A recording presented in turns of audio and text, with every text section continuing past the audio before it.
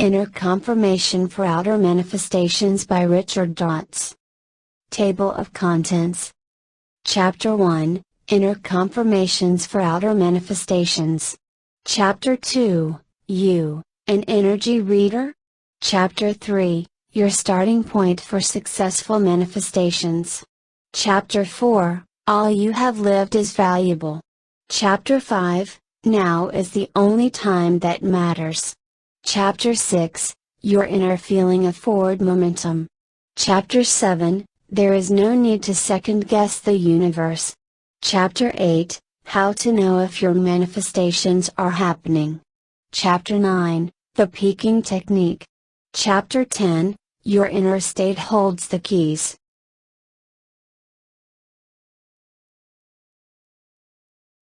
Chapter 1, Inner Confirmations for Outer Manifestations. I still remember that moment clearly. Driving in the slightly dim tunnel, I cruised along at a comfortable speed, slightly lulled by the great tunnel walls that passed me in a blur. I had driven this route probably hundreds of times, but today was different.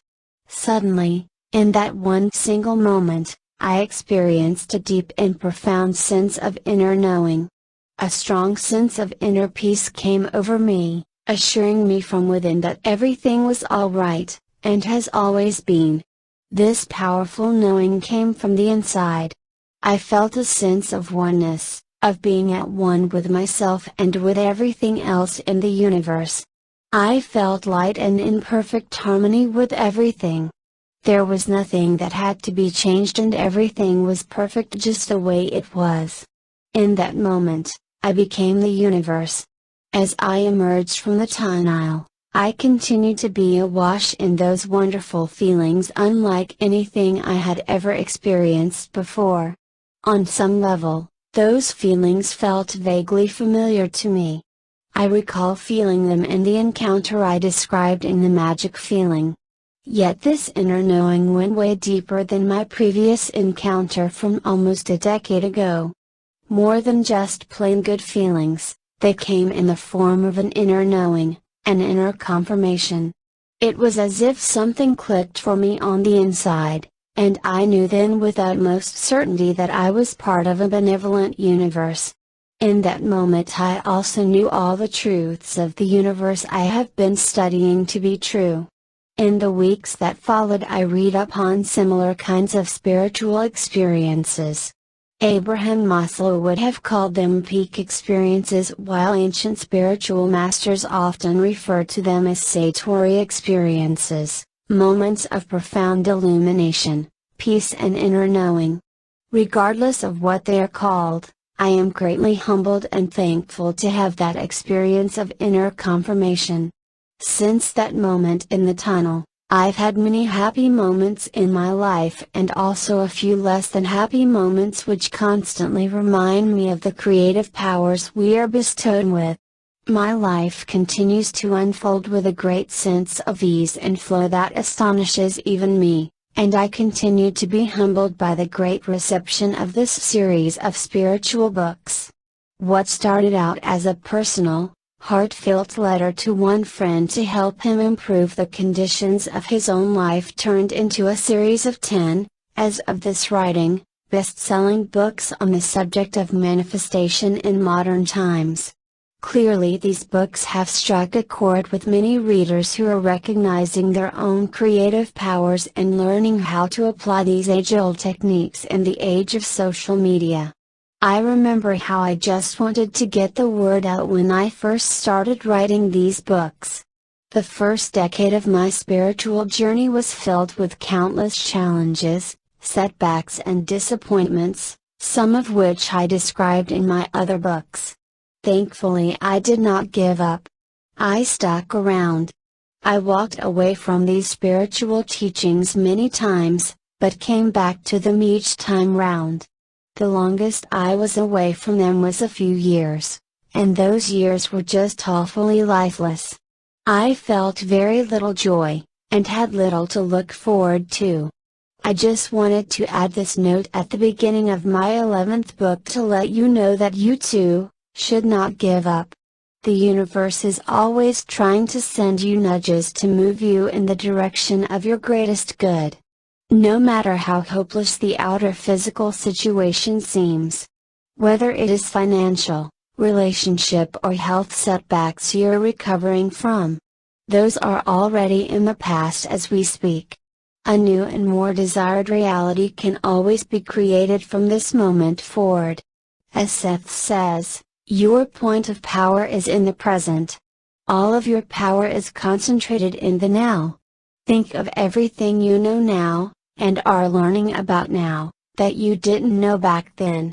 Your life can only get better with all this new knowledge from this point.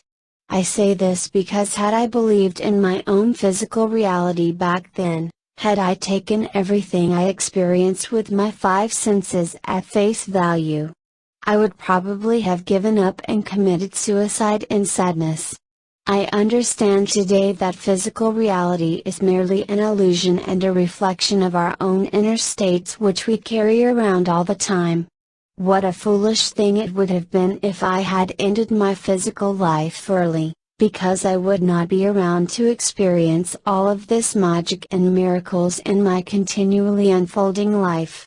So hang in there, and be sure to commit yourself to applying these tips and techniques to your life. If so many of my readers can do it, so can you. There is no limit to how good life can get. What I have attempted to do with each of these books is to touch on a separate piece of the manifestation puzzle. Why are there so many pieces of the puzzle, you may ask? Why does manifestation seem so complicated? It is not, and I can assure you that most of the complications arise from our own stuck, stubborn ways of thinking and our inabilities to get past them. Therefore, learning how to manifest effectively is really about learning how to let go of unwanted roadblocks and limiting beliefs in the process, rather than learning something totally new. It's about letting go rather than picking up more new stuff. An effective, conscious manifestor walks around with very little emotional baggage. I started on my manifestation journey not knowing that I was carrying a ton, probably several tons, of emotional baggage around all the time. I looked years older than my age and felt constantly moody, dissatisfied and tired. All of that emotional baggage was sapping my energy and weighing me down without me even realizing it. The funniest thing was that I tried to practice all these techniques and apply them while holding onto my excess baggage.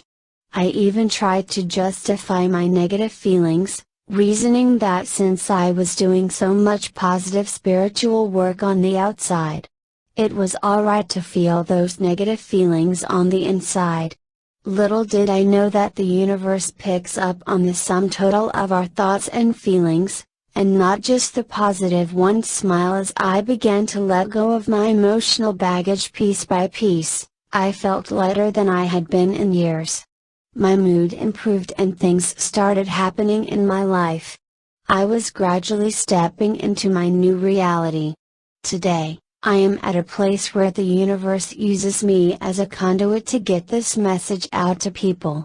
I am often in awe at how everything I write comes so easily to me, because writing, just like everything else, is a form of creative manifestation. I am literally helping to bring the words on this page into their physical form from the ethereal world. What amazes me is how effortless this whole process is, and how page after page gets filled up with these positive, uplifting words that have made an impact on the lives of thousands of readers around the world. But I know that I too, am part of the grander, greater and more beautiful scheme of things. Perhaps the best advice I could give before we start on our journey would be this: quit worrying about whether you are doing things right, or whether you are on the right track. That was one of my primary worries I constantly grappled with when I was on the seeker's path. I was always second-guessing myself, wondering whether I was moving towards my goals when I chose to do this instead of that. I was worried about lost opportunities. But I need not have worried at all, because when we relax and just allow things to happen one step at a time, the universe always sweeps us along effortlessly and powerfully in a way that most delights us. Somewhere along the way, I set deep intentions to be a writer and teacher. The universe is now making these intentions come true in the most fulfilling and rewarding ways for me, just not in the ways I originally envisioned many years ago. And so it is the same with your life. Somewhere along the way, you have set deep intentions to live your best life. Your best life has already been lined up for you in the moment you asked for it, just as the universe lined up this series of books for me to write, even to go as far as telling me what to write in each of them. In the same way, the universe has lined up your good for you and is trying to tell you in the gentlest possible way how you can live that life. It can't force you to live it though, so you will need to let all your preconceived notions, fears, negative thoughts and feelings go in order to step into what the universe has immaculately planned for you. The rest, as they say, will happen by itself.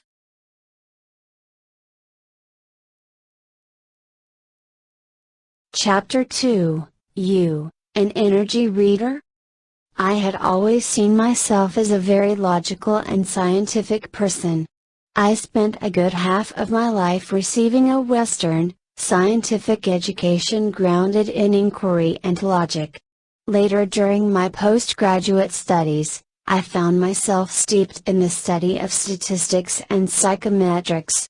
Like many others, I believed that the intellectual mind and logic was the be-all and end-all of everything.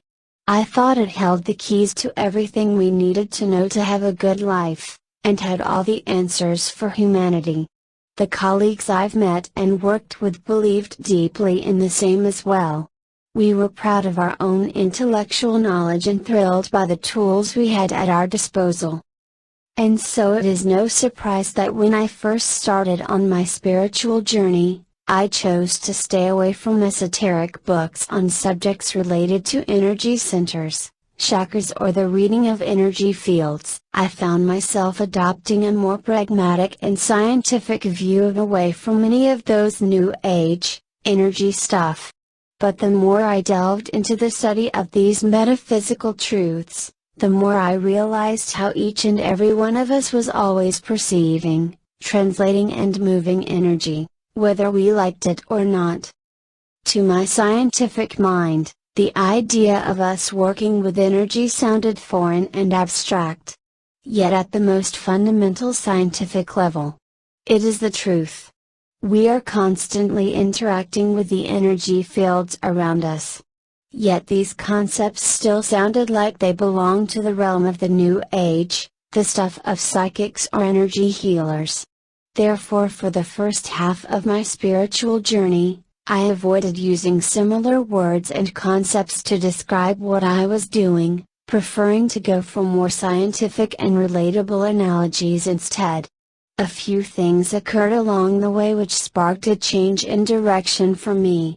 One of them was the spiritual experience which you read about in the previous chapter, in which I was suddenly given a glimpse of the entire universe from a macro perspective. Apart from that experience, I had many other encounters on a daily basis in which I would feel incredible feelings of momentum, peace and joy rush over me. I would literally feel a sense of forward-moving momentum, of being propelled forward energetically.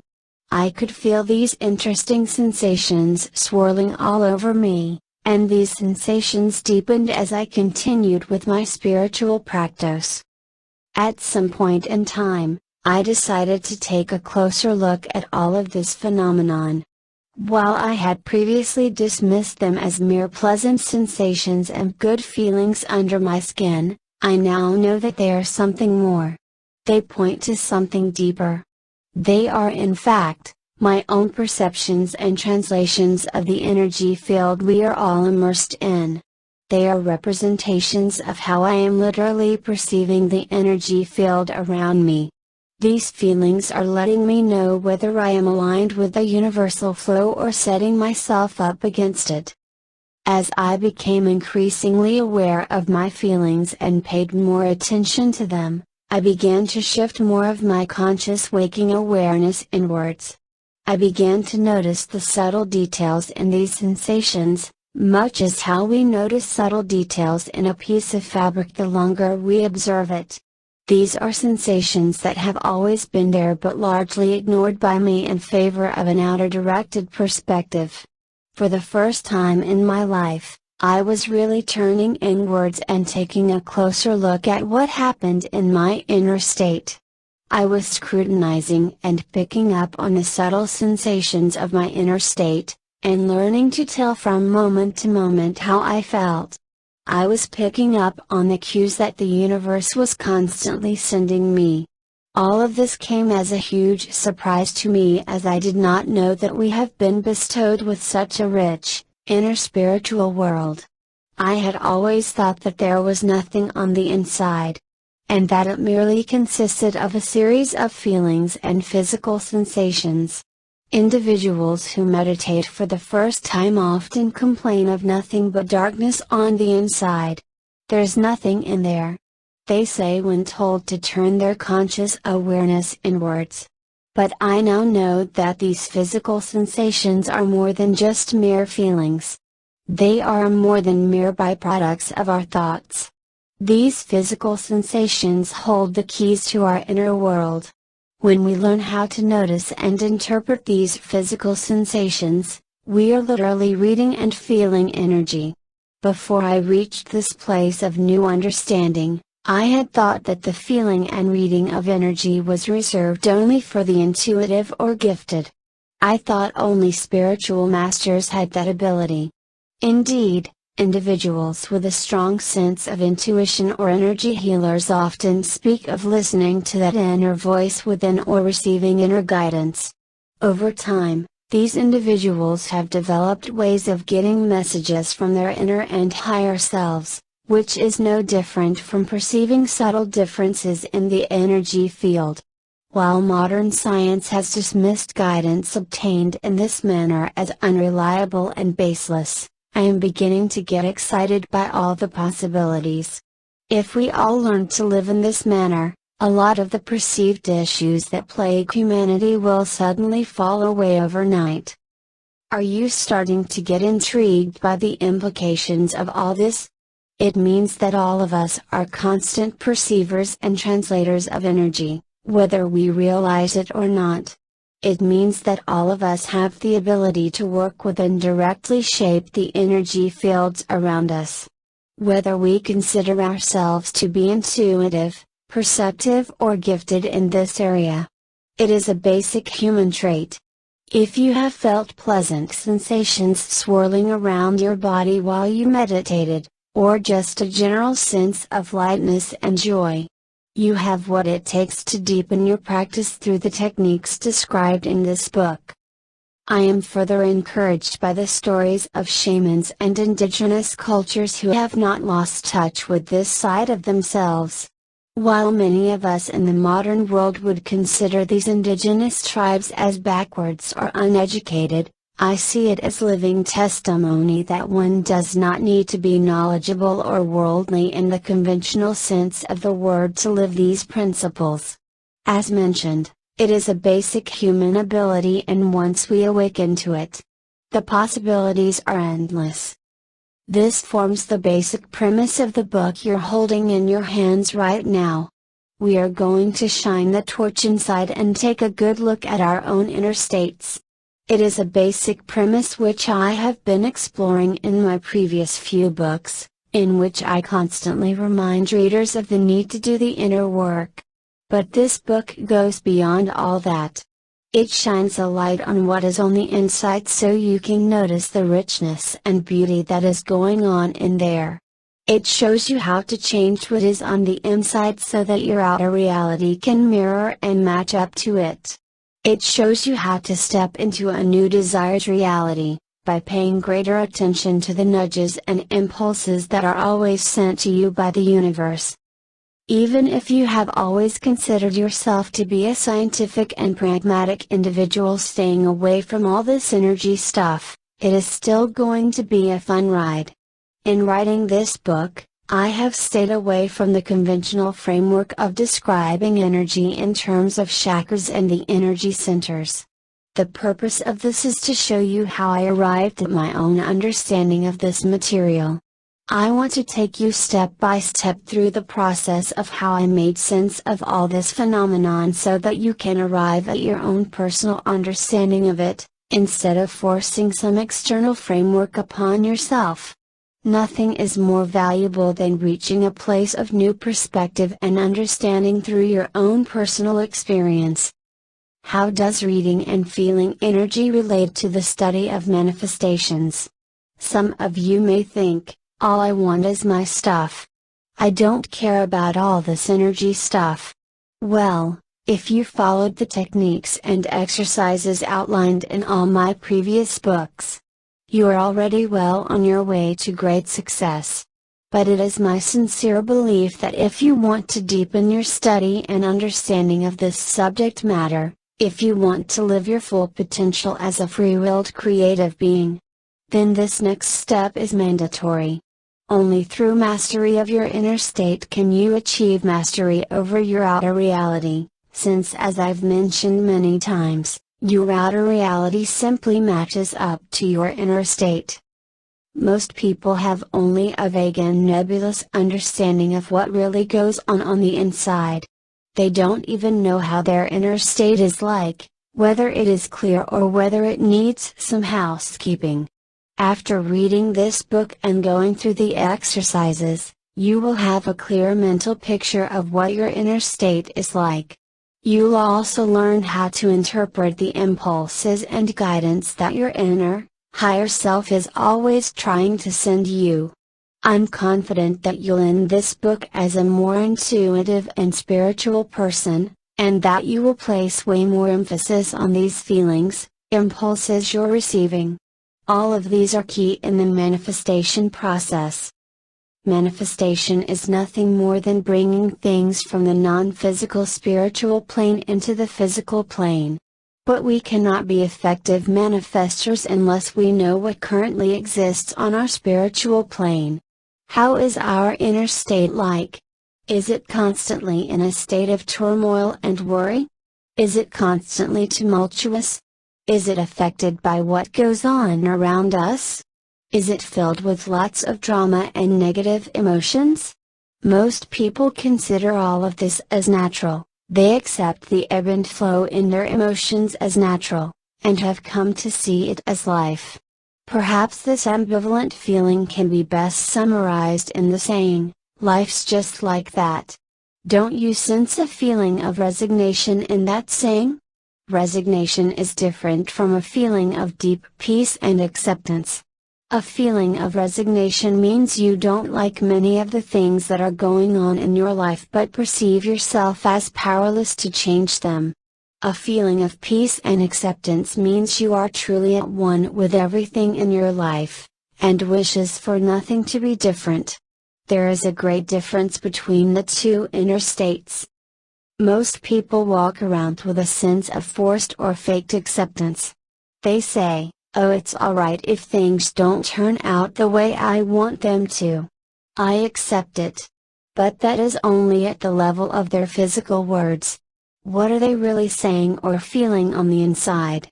Very often, if you could have a glimpse of their inner state, you'll find that they're actually not truly alright with whatever is going on.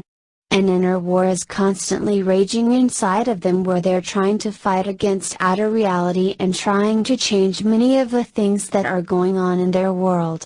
These people walk around with a sense of great injustice and the need to continually correct others' perceptions that do not match up with theirs. Sometimes this manifests as a sense of feigned resignation or acceptance, but at other times it can also manifest as other types of nasty behavior, such as picking upon individuals who cannot fight back. We sometimes witness this type of perverse behaviors around us. These individuals have developed their own psychological coping mechanisms to make up for the perceived injustice or unfairness in their world, by being mean to others instead. Needless to say, the emotional toil which they are under does not serve them well in the long run. If you want to be an effective manifester, you have to give up the need to be right. You have to place feeling good, and maintaining a joyful inner state, far higher in importance and priority than anything else in your life. This means cultivating the discipline to walk away from disagreements if you have to stop venting about unwanted situations if you have to. No matter how difficult it is to do so in the heat of the moment. Because of our social conditioning, we often feel addicted to venting or the need to instantly react to arguments. There is an addiction in our culture to winning and proving that we are right. But all of it comes at a cost. It causes our inner states to become tumultuous and inconducive for manifestations. We waste energy in things that are inconsequential in the long run. We are only hurting our own creations. The powerful premise of this book is that if you can place your own well-being and your own good feelings above all else in your life, then everything else in your life straightens itself out. If you take care of your own inner state, nothing else matters. Your good will come to you in even greater ways than you can ever imagine, and still more will be added unto you.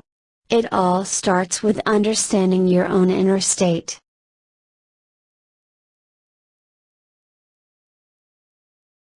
Chapter 3, Your Starting Point for Successful Manifestations. Just for the next few minutes, stop everything you're doing and turn your conscious awareness inwards. Take it away from where it has always been, on people, events and circumstances on the outside of yourself to the inside of yourself.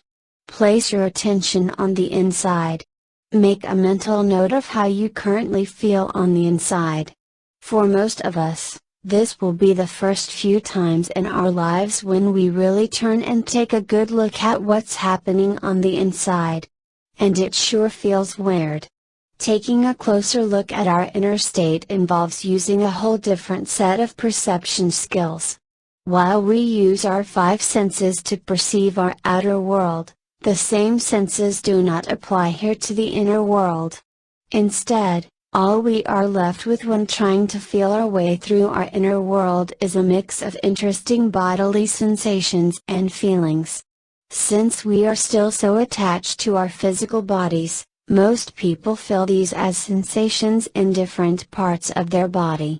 A lump in their throat, or a sense of heaviness in their chest. Or a general sense of lightness and joy. Whatever you may be feeling at the moment, make a mental note of it. Now if you are doing this for the first time, words to describe the feelings will not come easily. You'll not be able to describe them exactly, just as how you struggle to find the right words to describe the taste of red wine which you just sipped. But stick with this exercise over time and it'll get easier and easier for you.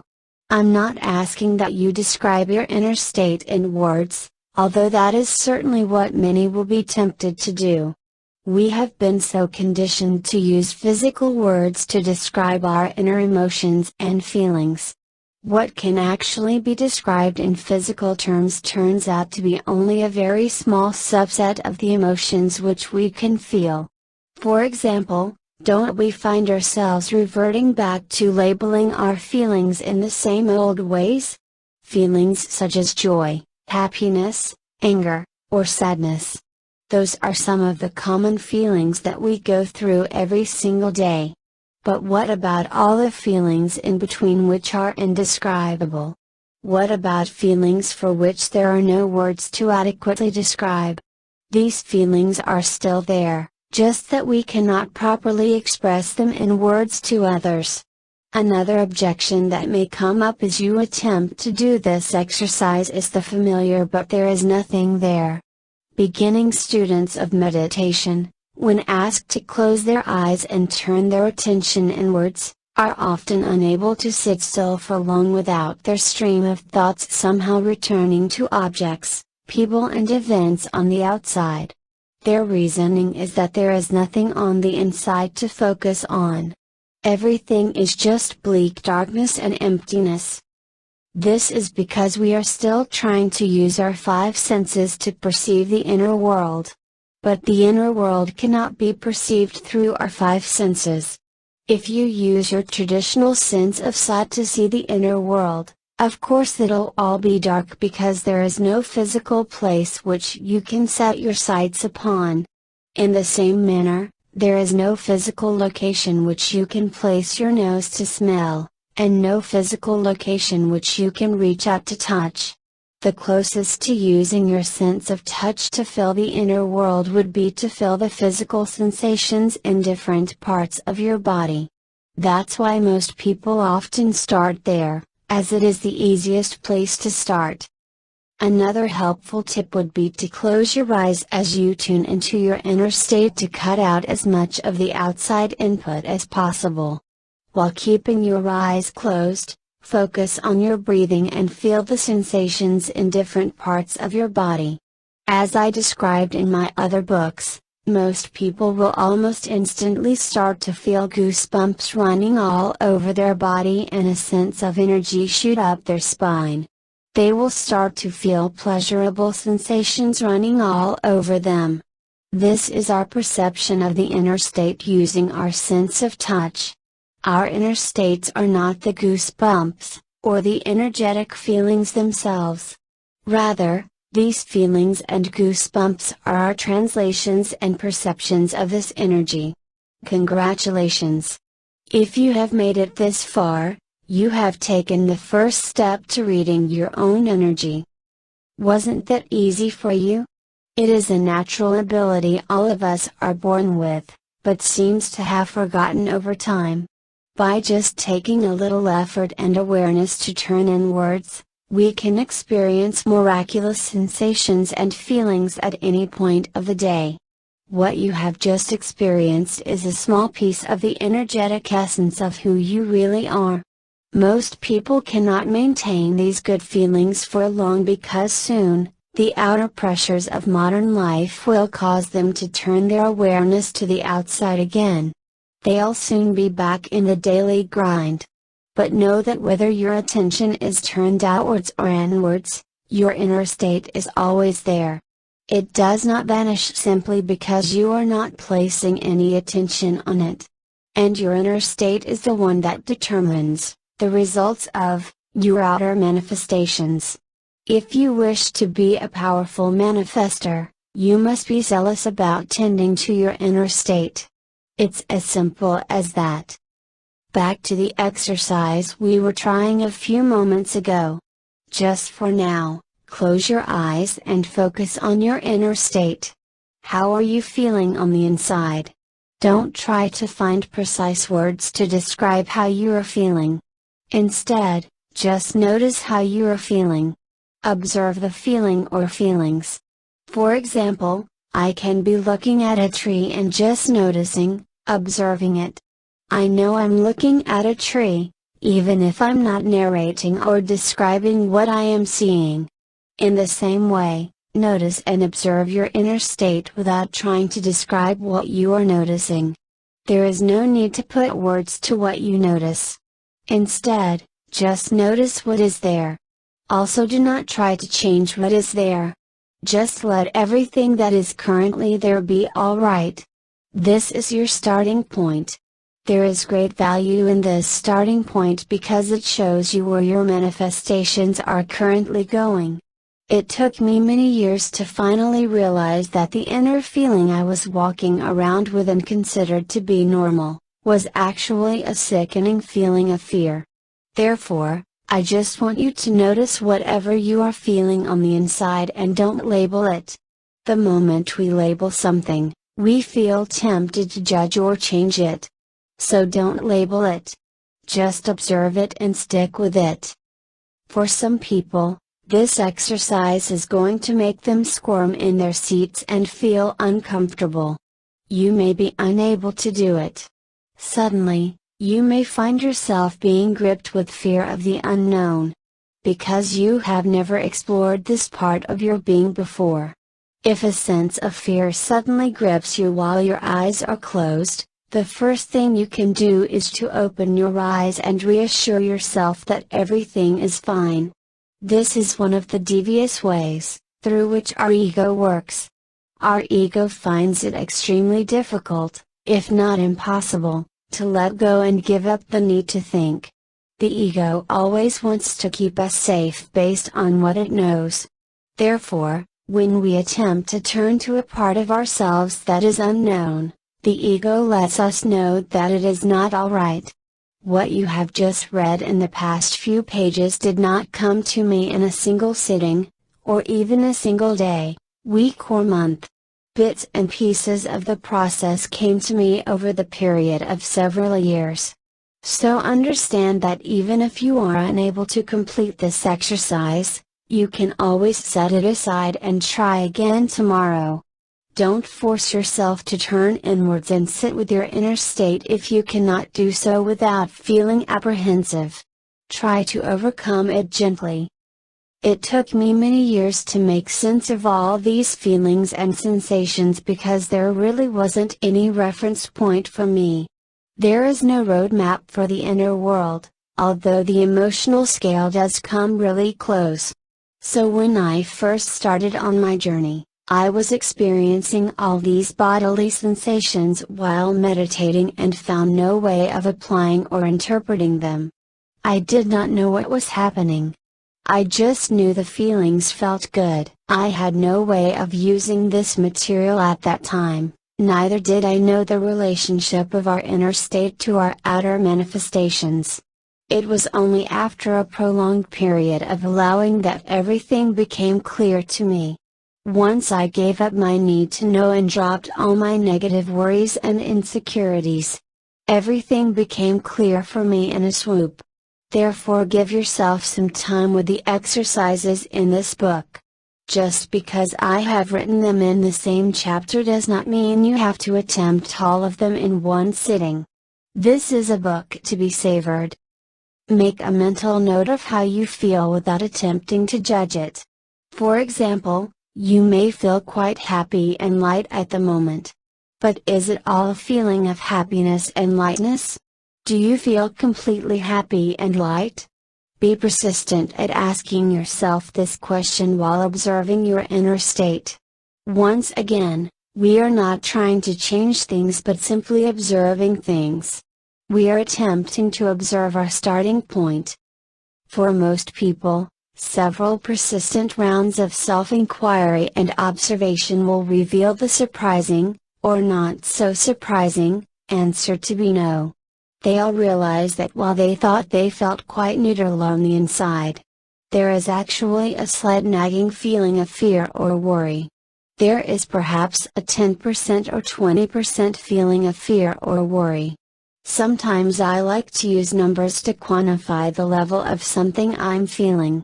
This is similar to the use of subjective units of distress, SUD, in healing work, in which an individual is asked to give a number on the SUD scale before the healing intervention takes place, and after the healing intervention takes place. I have found that putting a number to gauge the level of my subjective feelings is useful for me, so I know if I have dealt with it successfully. Since everything happens on the inside with no external reference point, it is easy for someone to completely forget that he ever had the pain or fear in the first place, as everything seemed to have shifted instantaneously. Very often, patients often go as far to deny that they had those sensations in the first place. Therefore, stating and SUD before the intervention and then comparing it to the number after the treatment offers some external validation that the intervention worked. The same applies here. I would usually ask myself, out of 100%, how many percent of my inner state is fear? Or how many percent of my inner state is worry, or guilt? Because I have been doing this for quite some time, I'm able to identify the feelings quite quickly. Sometimes it is necessary to use a phrase or even a sentence to describe these unwanted feelings, such as the "I don't want to do it but I have to" feeling. So it's up to you how you want to put a handle on and describe these inner states. Now this is an important bit. If you manage to get that 10% or 20% fear, worry, guilt, insecurity, or any other negative feeling, down to zero, your manifestations are settled. They're done. Once and for all. If you are able to get those 10% the negative feelings down to zero, your manifestations are all taken care of and settled by the universe. It is done. You can stop reading this book and not worry about anything else in the world. If you can get it to remain at 0% for most of the time, then things get even better because you will be living in a state of constant inspiration and alignment. How do you begin to bring number down to zero? Quite simply, by noticing that these feelings exist. By acknowledging that these feelings exist and by becoming aware of them. Even today as I do this work, I frequently check in on my inner state and ask myself the questions above. Do I feel 100% positive and light in this very moment? If the answer is no, then I ask myself how many percent of negative feelings am I feeling? And work from there. Do this about 5 times a day and observe how you feel. You'll notice that your percentage of negative feelings corresponds perfectly to your outer reality. A few things to note here. First, when we ask the question, "Do I feel 100% positive and light in this very moment?" we are really asking ourselves about the current now moment. We are not asking ourselves how we feel most of the time, or for most of the day. It is also not "I felt just now," or "how I want myself to feel." We are really talking about that exact moment in time. Think of it as taking temperature using a thermometer. We are using the thermometer to get a now reading of the temperature, not an average reading, or the reading which we would like to have. We want to be as objective in the process as the thermometer. The second thing to note is that you have to be honest with yourself when answering the question. Many readers of New Age material have a hard time admitting that they have negative feelings inside of themselves. They're in some sort of a denial, having read that negative feelings will lead to the attraction of unwanted things. This is a sticky point which I keep coming back to in all of my books, because as I've explained, this is not an issue. If negative feelings really exist inside of you and you keep denying, ignoring their existence, they are not going to go away and your manifestations will still be affected. Your acknowledgement of whether you have any negative feelings is not going to affect your outer manifestations. However, your repeated denial of them prevents you from working on them effectively, and that is going to affect your manifestations. Therefore, I am not asking that you dwell on these negative feelings. All that is required for you is to acknowledge if they exist. Yes, no. And if they do, approximately how many percent of negative feelings are you feeling at the moment? For some people, this number can be quite high. It may be more than 50%, or even 100%.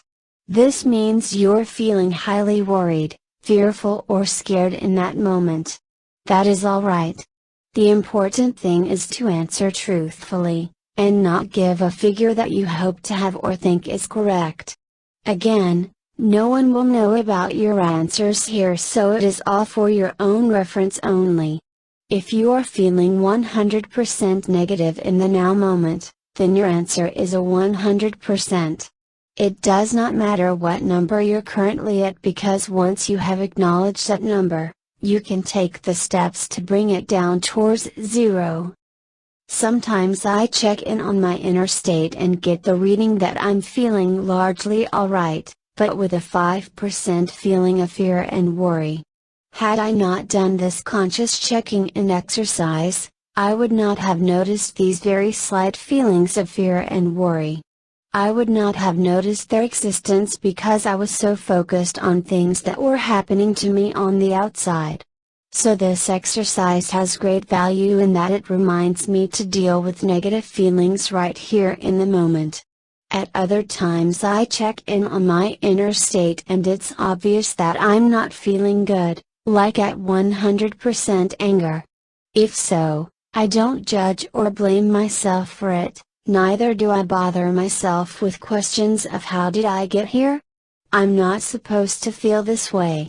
I simply remind myself gently that now, 100% anger is definitely not going to lead to positive manifestations in future. So why make life difficult for myself now and in the future? Why suffer the distress of negative feelings now and still have unwanted manifestations in future? With that realization, I instantly relax, then take the steps to realign, refocus and bring myself back to zero. The great value in this exercise is not so much in attempting to change the numbers, but to first notice what they are. This is your starting point for successful manifestations.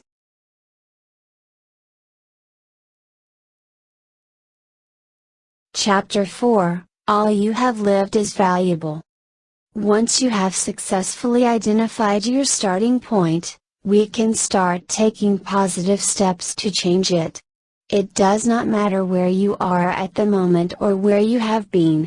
As mentioned, we are not even interested in answering the question, how did I get here in the first place? How you have gotten to this point is not important at all in the grand scheme of things. What's more important, and the only thing that matters, is where you want to go, and what you want to create from this point forward. It is the only question you need to answer. So drop the needless worries and guilt about the past. Drop any feelings of regret or wasted time.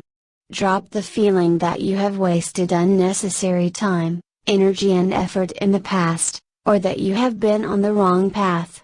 There is really no wrong path because all of that living has culminated in the now. All of that living has resulted in the current you today, providing you with the much needed impetus to move forward from this point. It is the same for me as well. As I look back on the journey I have taken, I don't blame myself for the supposed detours and the times when I could have taken a particular path but did not. As I've said many times, how do you know what is best for you? Our limited physical perspectives prevent us from knowing what is highest and best from us, while the ego always tries to pretend that it knows what is the best for us. However, Universal Source indeed does know what is the highest and best for us, and is constantly trying to lead us towards it. The only issue is that we shut ourselves out by listening to the ego, by listening to negative or fear thoughts, and by trying to rationalize and intellectualize through things. Give up the need to rationalize or figure things out in the hope that you'll choose the correct path. I can tell you that there's no correct path because all paths ultimately converge. Even if you choose the wrong path today, universal guidance will be there tomorrow to guide you back to your greatest good. Therefore, you'll simply go through a different set of life experiences but still ultimately end up with all the valuable lessons that you need to learn. As I look back on my 10-year struggle with the law of attraction and these universal principles, not even for a single moment have I wished that things turned out differently. It is not because I do not remember my struggles back then, or how miserable and hopeless I felt. But because all of those life experiences have culminated and contributed towards the person I am today. Therefore I do not wish for a single moment that my 10-year struggle was shortened into 10 days. As I would have missed out on many important and valuable lessons. Could it have been shortened to 10 days? Could I have sidestepped the struggle completely and not have to experience it at all, instead jumping straight into my whole new desired life? Absolutely yes. All of that was optional. The struggle was completely optional.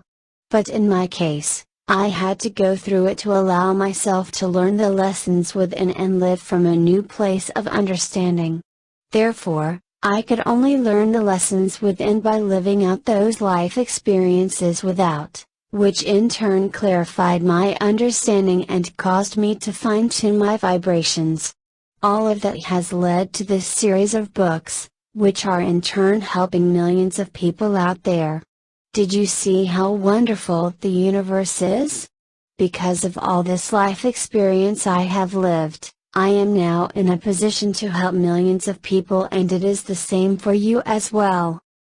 Maybe you do not see yourself as a writer or teacher in the traditional sense, but every single day, you are living your life as a parent, lawyer, designer, brother, sister, mother, administrative officer, executive. All that you are living in your life right now, whether the good or the bad, is adding to the sum total of your life experience. All of it is going to clarify and add on to your understanding of life itself. One day, this life experience of yours is going to help others become better parents, lawyers, designers, photographers. Whatever role you choose to make a contribution in. That's why I have often mentioned that living a spiritual life does not mean walking away from whatever you have. It means making a contribution from right where you are, right in this moment. You can lead a spiritual life without having to change roles. One of my favorite stories told by Abraham Hicks is one in which a businessman lamented about losing his fortune built up over several decades, and that he would not have the time to build up that same fortune again. Abraham's response, always in line with the highest vantage point of the universe, was that all of that life experience the gentleman has lived has not come to waste. Instead, all of those experiences that the man had lived has propelled him into an even better and more powerful place to create a bigger fortune. Once again, my own life experience has shown this to be true. All of that powerful, and oftentimes intense, asking that I did early on in my path has helped to propel me forward with amazing clarity and momentum. They have culminated in the now moment, and the now moment is all that matters. This is why I encourage you to always check in to see how you are feeling this very now moment. Cultivate the habit of doing so a few times each day. Just check in and see how you are feeling this very now moment without attempting to change things the way they are. This exercise will provide you with valuable insights, as doing it over the course of several days will give you an average inner state reading that will approximate your outer reality very well. If you find that you are constantly worried or living in negativity, fear, your outer state of manifestations will reflect that as well perfectly. It follows that if you wish to change your outer reality, you have to change your inner states. When most people check in on their inner states, they find themselves carrying an incredible amount of burden, guilt and regret about past events. They walk around blaming themselves for doing, or not doing, this or that. For example, they may say, "If only I had been more careful with my money back then. If only I had invested it carefully back then instead of splurging it." Let all of those past guilts and regrets go. There is no use holding on to any of them. There is no way you can go back and change the past, so by holding on to all the guilt for one moment longer, all you are doing is to bring those negative feelings from the past back into the present moment. And these negative feelings will continue to affect your future manifestations. So why allow yourself to suffer like that? Let everything about the past go. Let any blame thoughts about not taking the right action in the past go. It does not matter what you have done in the past. It matters what you are doing now in the present moment, because all of that is going to directly shape your future. When you are able to effectively drop all the emotional baggage you're carrying about the past and start living in the now, you would find yourself lighter and freer.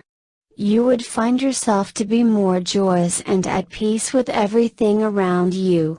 This is because you are no longer at odds with yourself, with who you were before.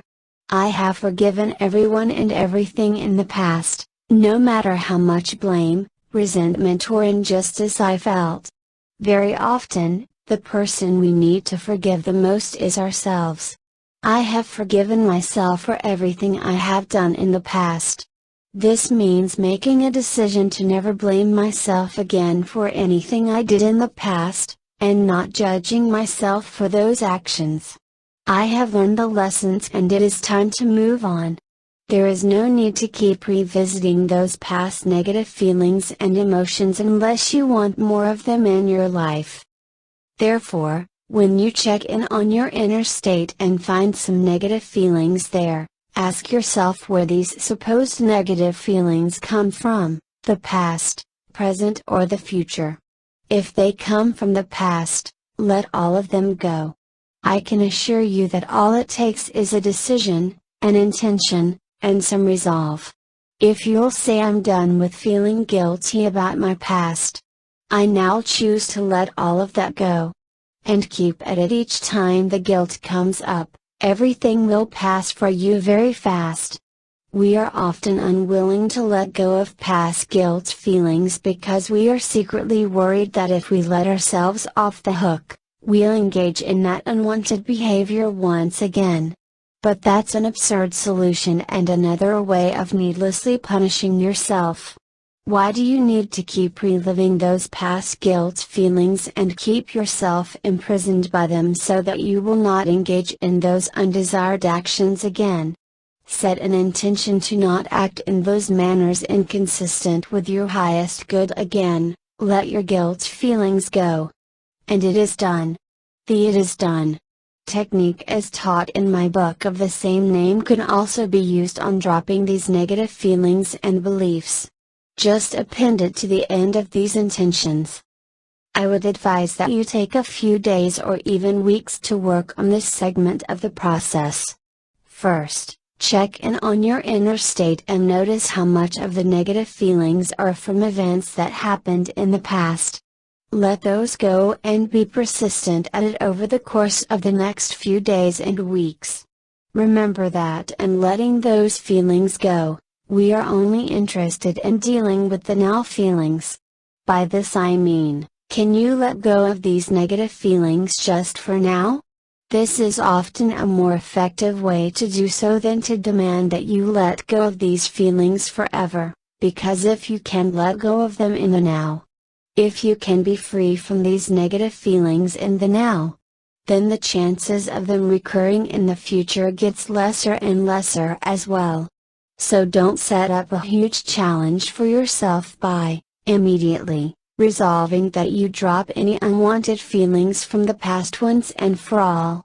Instead, just resolve to drop them for the now, in this present moment. That is all you need to do, and it will be good enough. If you'll check in on your inner state 5 times a day, it takes under 3 minutes to find a quiet place and do so, and then ask yourself how you are feeling.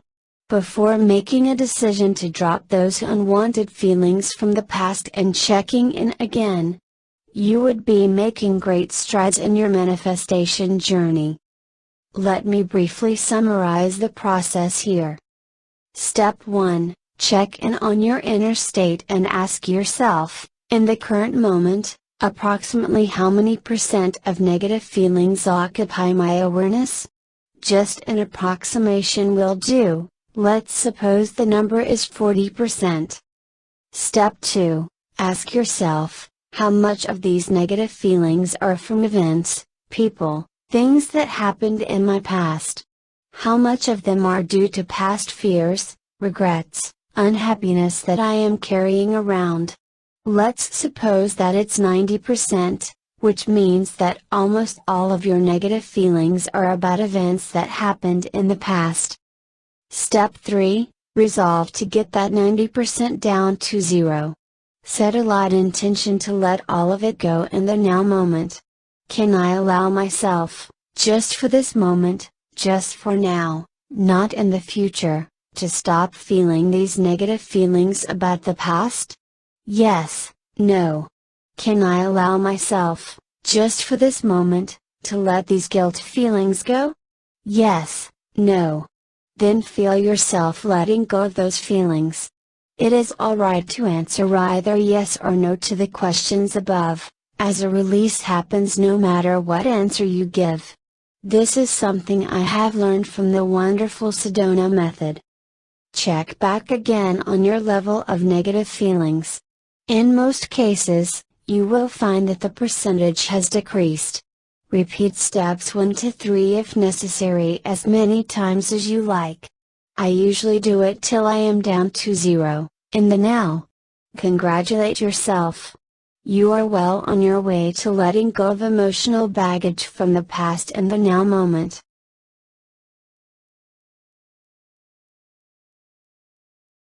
Chapter 5, Now is the only time that matters. In the last chapter, we went through a simple technique to let go of negative feelings arising from past events. When I examined my own negative feelings carried over from past events, I realized that they were mainly feelings of regret, blame and guilt. Regret from not doing, or doing, certain things in the past, blaming myself for doing, or not doing, certain things in the past, and guilt over certain courses of action I have taken. Some people live with these guilt feelings for their whole lives in a perverse attempt to punish themselves. But as I have explained earlier, resolve right now not to repeat that behavior again, and let all of that guilt go. No one is punishing you but yourself. It is over. There is no need to keep reliving the pain over and over again in your imagination. As the saying goes, we are not punished for our sins but by them. All of this is going to affect your inner state and outer manifestations, so you must be willing to let them go and understand that no one out there is bent on punishing you except yourself. 2 emotions are conspicuously absent from the list of negative feelings I have identified above: worry and fear. This is an interesting point to note that was quite an epiphany for me the first time I made this realization. When we worry, we are always worrying either about the present or about the future. We never worry about the past. In other words, feelings of fear and worry never come from past events. Which is why you will not find yourself carrying any worry feelings about the past. Why is that so? We worried in the past because we were uncertain or fearful about our future outcomes. We did not know what the future held back then. We were scared that things would not turn out the way we wanted them to. However, once we reached a point in the future when the events or circumstances materialized, whether in a desired or undesired manner, our worries evaporated. True, we might then have to deal with the manifestation itself, but the point is that we stopped all our worrying once the event materialized and the outcome was confirmed. How is this useful to our study of manifestations? I have realized that the feeling of worry can often be so overwhelming and destructive that it destroys our inner well-being entirely. I remember being so worried and fearful as a child about all the bad things that could possibly happen to me. All that worrying took away the joy of living in the moment. It was like I hardly lived a good life all those years.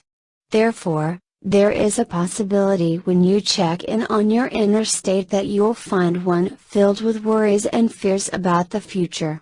For some people, it may be a 90%, or more, feeling of negative worries and fears about present and future circumstances. This is what we are going to be dealing with in this chapter. I have written quite a bit about dealing with negative worries and fears in my other books, particularly It Is Done and Playing in Time and Space, where I walk readers through the process of questioning their own worrisome thoughts. In this book, I would like to talk about another dimension of letting worrisome thoughts and fears go. And it is this: now is the only time that matters. This is a very important realization to have when working with your negative worry thoughts about the present or future. You may feel overwhelmed and unable to drop even some of your worry thoughts at once. For you, it may seem extremely logical to worry about something, especially if an unwanted reality is looming just round the corner. For example, an individual may say, "Of course I have to worry about money because I do not have enough money right now to pay my bills. Therefore I have to worry about it so I can figure out how to get more of it." That sounds perfectly logical at the level of words. But check into your inner state when a statement like that is uttered. What is the inner state of a person who makes this statement? Very likely, it would be 100% worries and fears. I was once such a person. I did not realize that in my urgent need to plan for something or to look for a solution, I was not being optimistic. Instead, I was being very negative because my inner state was entirely filled with negative worries and fears about my finances. Now, is it possible to make the same statement and feel hopeful? Absolutely. When a person says, "I know I'm not in a good place financially. Let's see what I can do to change it," now he has moved up the emotional scale into the realm of hopefulness. So you can see how our inner state always determines our outer results. If we move up the scale once more and that same person says, "Where I have been does not matter. What matters is what I do from this point onward." Now we are really moving. Because this individual's inner state has changed so much from one of 100% fears and worries, to probably only 20% fears, worries and 80% expectancy. Did you see how our words always mirror our inner states? Don't change your words for the purpose of appearing positive on the outside. That won't work, as I found out the hard way. You have to genuinely work at changing your inner state. It is the only thing that matters. Someone who has been fearful and worried about present circumstances and the future for a long time will find it difficult, if not impossible, to stop worrying. Therefore, there is a simple mind trick that I engaged in the earlier part of my journey. And it is this: I asked myself if I was willing to stop worrying for now. Just for now, would you be willing to drop all your worries about money and finances? Not for the next hour, next day, or next week. Not even for the next minute. But just for now. Just for this now moment. Once you can get to a yes, the things you want will happen very quickly. An opening would have been created. Once I realized I could drop all my worries and fears just for now, even for a single short moment. I came to the profound realization that I was not my worries and fears. Previously, all these worry and fear thoughts overwhelmed and took control of me so much that I have come to identify myself as and with them. I had seen myself as inseparable from them. I had come to see worrying as a part of my identity. But the very moment I was able to drop those fear, worry thoughts for one single moment and still exist in that moment as a separate being, I immediately saw the folly of worrying. If I could be free from worries for a single moment, why not the next moment, and the next? Why not slowly extend those worry-free moments longer and longer? What I would encourage you to try is to let go of your negative feelings about present and future circumstances each time you check into your inner state. If you check into your inner state 5 times a day, then drop those worry, fear feelings 5 times a day and no more. You can always go back to worrying and feeling fearful later on if you wanted. But for those 5 times a day, let them go. Let them completely go and immerse yourself in the feeling of being totally free. Feel yourself completely free from the bondage of all these unwanted negative feelings, and notice how light, empowering it feels. You'll notice pleasant bodily sensations swirling all over you, or a bolt of intense yet gently energy shooting up your spine. Notice these feelings and really immerse in them just for the now. The great secret to manifestations is that everything happens only in the now. Now is the only time that matters. This means that the now moment is the only time you have to take care of, and everything will take care of itself when the time comes. Your job is to take care of the now moment, to tend to your inner state in the now moment. And do nothing else. Everything else will be added onto you when you get there. Anytime you are not living this now moment, your attention is placed somewhere else. This means you're worrying or fantasizing about some future outcome. Don't fall into the same trap which so many hopeful manifestors have fallen into.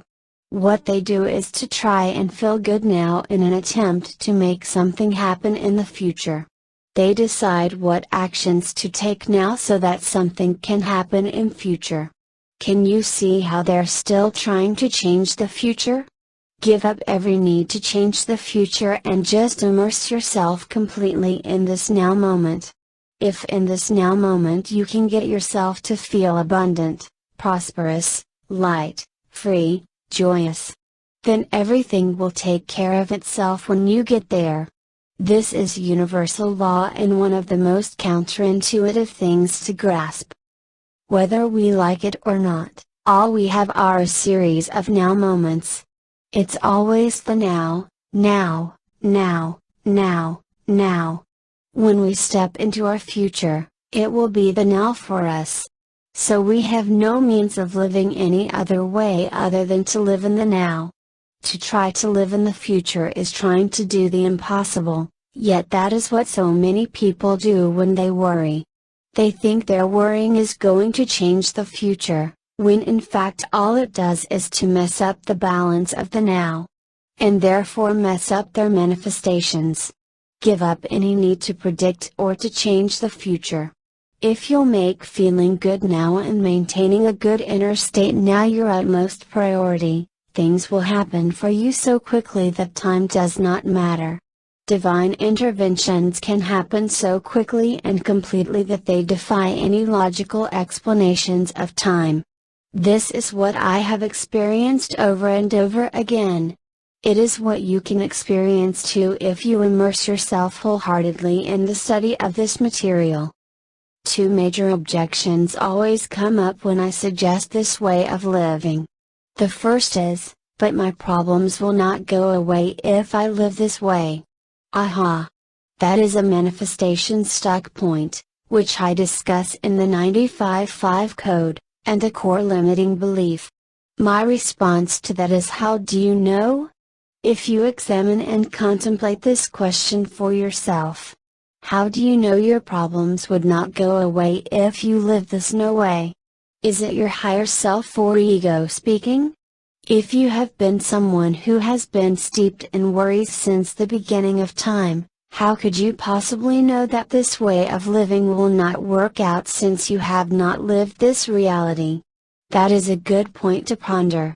Second, let's suppose that you're right for a moment. Let's suppose that we lived in a fatalistic universe, we do not, and that your problems really would not go away even if you stopped worrying about them. If that's the case, then why worry about them in the first place? If your problems were going to occur, materialize whether you worried about them or otherwise, then why choose the worrying route and end up with optional, needless, unnecessary suffering from now till the materialization? Why worry about something you cannot change? Whichever way you look at it, I have never found a good reason for worrying about the present, future. Fortunately though, we do not live in a fatalistic universe. We live in a universe where we continually create our realities through our inner states. This means, as illogical as it sounds, that if you stop worrying, your perceived problems will go away by themselves. Desired conditions will replace the undesired conditions that have been in your life. Those undesired conditions were there simply and only because they have been perpetuated through your stuck inner states. Are you beginning to see the possibilities in all of this now? I still feel excited over this realization even after repeating and saying it so many times, and I feel a rush of energy all over me each time I teach it. Your outer reality is held in place by your inner state. Whatever inner state you are perpetuating results in a corresponding outer state. Worries and fears create an unwanted, worrisome outer state. If you want all those things you worry about to fall away by their own accord, stop the worrying first on the inside. Stop the worrying even just for a single now moment, and then gradually you can do it in the next now moment and so on. That is all you have to do, for the rest of your life. You'll be surprised at how much mental energy you free up when you do not worry, and when all those worrisome thoughts are replaced by light, positive, joyous thoughts that create your desired reality.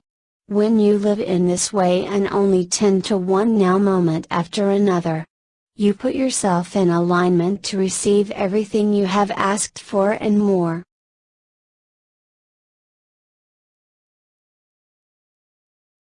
Chapter 6, Your Inner Feeling of Forward Momentum. Those who have read my other books will know that the first half of my manifestation journey was characterized by a deep sense of constant fear, worry and negativity. If I had done the checking and exercise described in the first half of the book for myself back then, I would not even have noticed that sick and gut feeling I was constantly carrying around with me. Simply because I had come to accept it as normal. As a result, I was often pale and sickly as a child.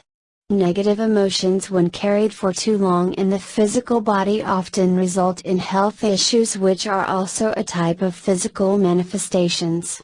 The moment I decided to drop all those negative feelings and emotions, whether they were about the past, present or future, my physical body corrected itself and returned to its natural healthy state. Therefore, these teachings are really about a dropping of unwanted baggage that weigh us down, rather than the picking up of new techniques and skills. They are about allowing rather than getting. When I was constantly feeling worried and scared during the first half of my journey, universal goodness just could not get through to me, as powerful as these universal forces are. I could not feel the impulses and nudges from the universe. Not because the universe stopped sending them to me, but because I was so preoccupied by my own fears and worries that I totally drowned them out. I was trying to make all these manifestation techniques work in spite of my own fears and worries, instead of trying to make all these manifestation techniques work in the absence of my own fears and worries. The latter is the easier approach. If you want these techniques to work for you, then you must work towards ridding your OWN fears and worries first before applying any technique. No one can do that for you except yourself, because no one has the ability to think on your behalf. This principle, when thoroughly grasped, is very powerful because it means that no one can create anything on your behalf or decide on your behalf. You have the ultimate freedom to create as a free-willed being. I first started receiving impulses and nudges from the universe once I freed up some of the mental capacity I previously used for negative feelings and thoughts. When I was feeling 100% worried and negative, no impulses and good feelings could come through to me. I was perpetuating my stuck states over and over again without realizing it. But here's the good news, the moment I lowered that percentage even by a little bit, The moment I went from 100% negative feelings to around 90% negative feelings, things started happening for me. Although things still did not happen as quickly as I liked because the majority of my thoughts and feelings were still working against me, I experienced some relief. This is what Abraham Hicks mean when they talk about the feeling of relief, and the reason why even feeling that little bit of relief from your negative feelings will be of such immense value to you. So always go for that sweet feeling of relief. In all of the above, the source of your negative feelings does not matter. It does not matter whether your negative feelings in your current inner state stem from the past, present, or future events. They are still affecting your manifestations in the same unwanted way. The universe does not discern the content of your thoughts. This means that you can be feeling angry due to a misunderstanding and still affect your manifestations negatively.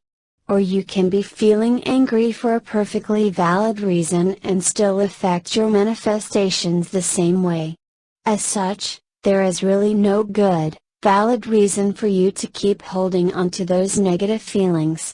Negative feelings are negative feelings, and the awfulness you feel inside is letting you know that you are creating reality in an unwanted way. When you truly understand this, you'll see that there has never been a time where the continued clinging on to negative feelings has been justified, even if you're 100% right. All of those negative feelings will just go on to create your outer reality in an undesirable way. There is a reason why spiritual masters are called just that, masters. These are the individuals who have managed to transcend their own negative feelings and achieve mastery over their own inner states, independent from outer circumstances. These are individuals who have realized that no matter how justified or right they are in the moment, there is no point in pouring more negative energy into pointing out something that is wrong or unjust in any situation. Put your energy into changing the situation if you can, but give up the need to complain, vent, inform others about the situation. The more you fall into this trap of needing to correct perceived wrongs, the more you are affecting your own inner state, and hence your own outer manifestations. You may think that you are doing others a service, but the greatest disservice you are doing is to yourself. Are you willing to pay that heavy price? Be willing to walk away from situations that would throw your inner state into further turmoil, even if it means giving up the need to be right. I can't tell you how difficult this was for me to do this in the beginning. I had always seen myself as someone who stood up for injustice and perceived wrongs, someone who was being helpful in pointing out the mistakes of others. Then I realized that the biggest fool had actually been me. I was trying to go around changing my outer reality through my outer actions, not realizing that I had attracted those things that needed changing in the first place, rather than doing the inner work necessary to change my inner state. It is interesting, but ever since doing all this inner work, very little in my outer reality has needed changing. It is as if all the people, events and circumstances that riled me in the past have fallen away by their own accord. I no longer come into contact with people and things that need changing on a daily basis, simply because I no longer attract them through my own consciousness. Ironically, doing the inner work actually led to the same eventual outer results, but in a much more harmonious and sustainable way, to have a reality in which nothing needs to be changed. As I let go of more and more of my negative feelings, when I went from 100% negative feelings down to about 5% negative feelings or less most of the time, everything changed for me. I started picking up on the swirling of energy around me, and feeling a sense of forward momentum as I was going about my day. This is not because I had picked up new skills or taught myself how to perceive the energy field around me. Rather, When my own perception was no longer encumbered by false fears and negative worries, I was free to perceive through the eyes of Source as we're all meant to. Everything became perfect and beautiful, with no need to change anything or anyone, even those that were previously at odds with me. I was at one with everything. You too can experience this sense of inner momentum. It comes from having a willingness to tend to your inner state. It can happen to you this very moment if you allow yourself to give up the need to know everything and the need to be right. Readers often comment that they can pick up on my highly charged inspirational energy as they read my books.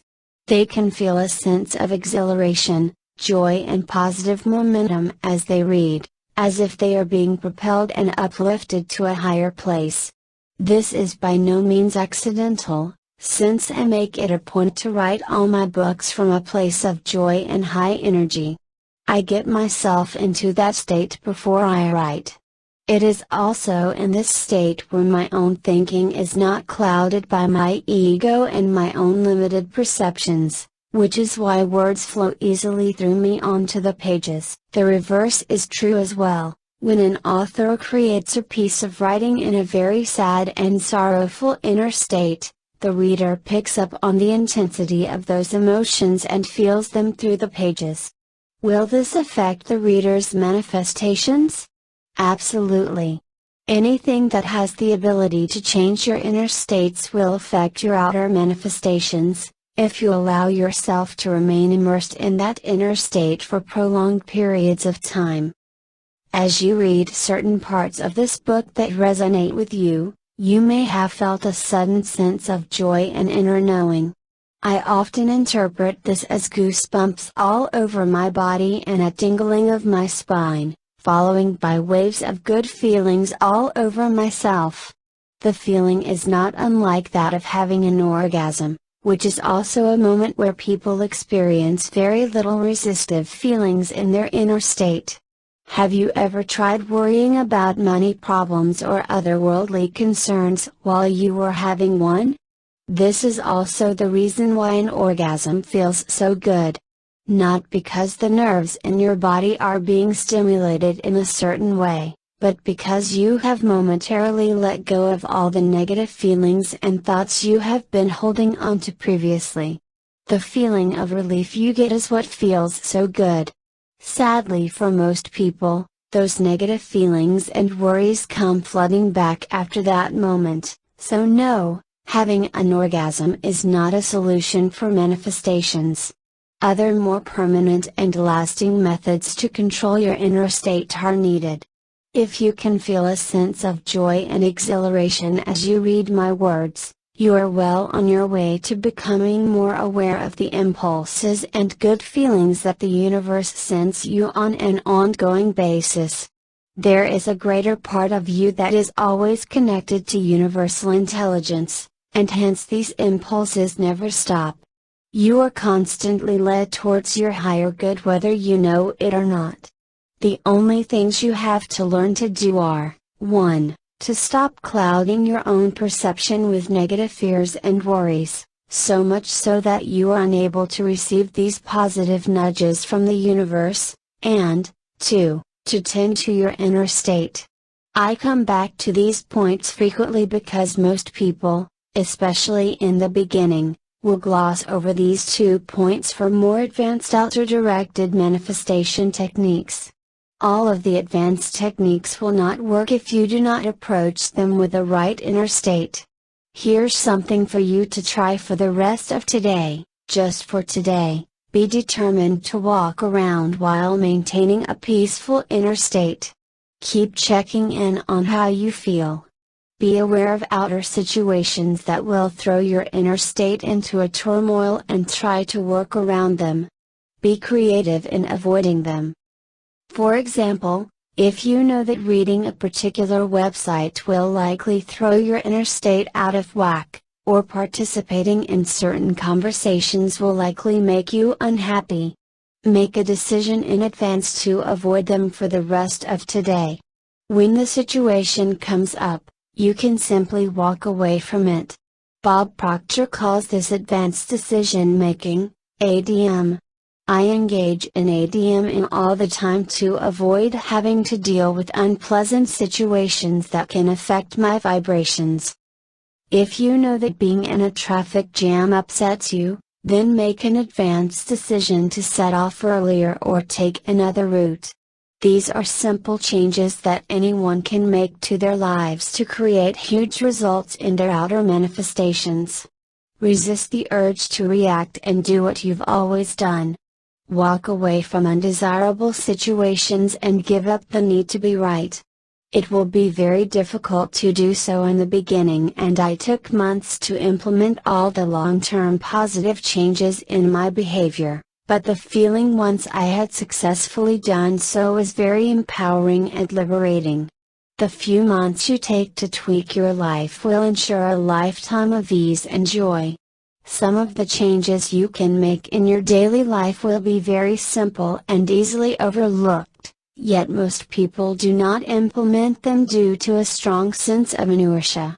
I often found myself upset by the morning rush hour traffic on days I needed to commute to work early. Spending an hour or two cooped up in stop-and-go traffic was upsetting my inner state even before my day began. Yet I accepted it as a normal part of my routine. As I began to look at ways to maintain a calm and peaceful inner state, I realized that I could simply set off 2 hours earlier and avoid all that morning rush hour traffic. Not only was my traveling time halved, I felt peaceful and good when I arrived at the office with lots of quiet time to spare. This was a simple change that had far-reaching consequences in my inner state and outer manifestations. Of course, there is always more than one creative solution to any issue, and I encourage you to find one that works for you. For others, it may be as simple as filling their commuting time with meaningful audio programs so you learn something new every morning. Another small thing that inconvenienced me was the need to constantly retie my shoelaces as they became undone throughout the day. As someone who goes around in jeans and sneakers, I noticed that I spent a long time tying them in the morning just to make sure they were secure and had to retie them throughout the day. This was upsetting my flow of things, and I was bothered each time I had to reach down and retie them. Fortunately, when you have an issue with something, it is also likely that many others had exactly the same problems and successfully overcome them. I did a quick search online and replaced all my laces with those that needed no tying, originally designed for marathon runners. I estimate that this simple change saves me 15 minutes a day and maintains my peaceful inner state. Now you may not be as affected as me by undone shoelaces or by the morning traffic, but chances are, there will be a few things in life that get on your nerves. Something that gets on your nerves is really affecting how you feel on the inside, so why allow it to bother you any longer?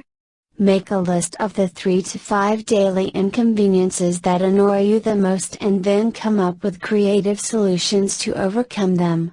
As I've mentioned, the good news is that if things like this bother you, they would have bothered others as well, and there is a good chance that someone out there has come up with clever ways to overcome them. Seek out these solutions and implement them in your own life.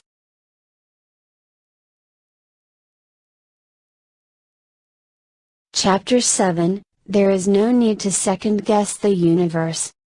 We have established a few simple premises up to this point in the book. The first premise is that everyone can perceive and feel energy with no exceptions. It is an innate human ability, and you do not need any special talent or prolonged spiritual training to do it. All of us are energetic beings at our core. If you felt a sense of joy or exhilaration while reading portions of this book, if you have felt inspired and nudged into action by an idea, that was you picking up on the energy flowing through you from higher consciousness. That was your unique interpretation of the energy, and it would have felt just right for you. Most individuals who have not taken the time to examine these sensations dismiss them as mere good feelings or sensations running through their body. But there's so much more than what meets the eyes, skin. These feelings, sensations hold the keys to effective manifestations.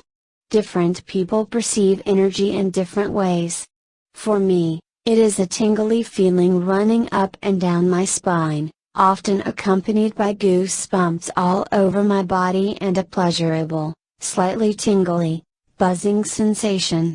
In my early days, I felt a light vibration running through parts of my body.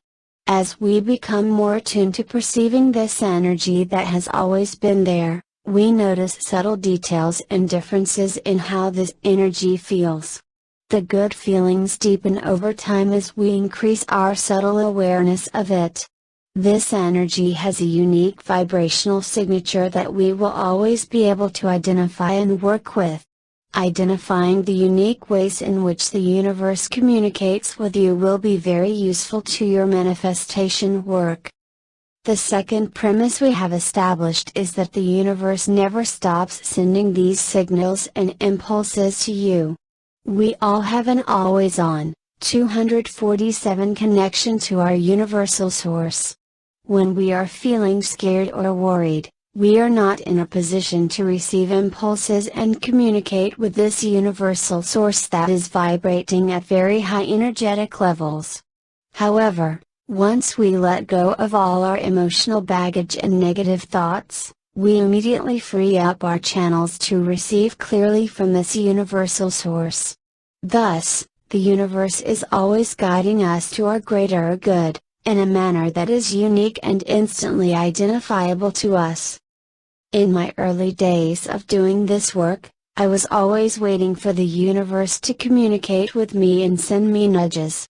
I too had read that the universe was always guiding us towards our greater good, but I did not understand the full significance of the spiritual truth. Thus, I often sat around and waited for the universe to send me signals and nudges. I once did so over the period of a few years, in which my life totally stagnated. Despite all my effort, I received nothing at all. I felt very little joy and lots of worry during that period in my life. Is it any wonder that the universe could not even get through to me? Each time I sat in stillness and attempted to receive these signals from the universe, I was actually filled with a deep sense of worry and fear on the inside. I was worried about my finances and about my future. If I had checked in on my inner state back then, it would very well have been 90-100% worrisome and fearful thoughts. Thus, understand that the universe has no way of getting through to you if your inner state is not conducive, because you are holding yourself so far apart from the higher vibrations of universal source. This is the basis of the law of attraction. As we have mentioned earlier, the only way to bring yourself back into alignment with universal source and to start receiving useful impulses, signals from the universe is to let go of, drop, all of your negative emotions and feelings on the inside.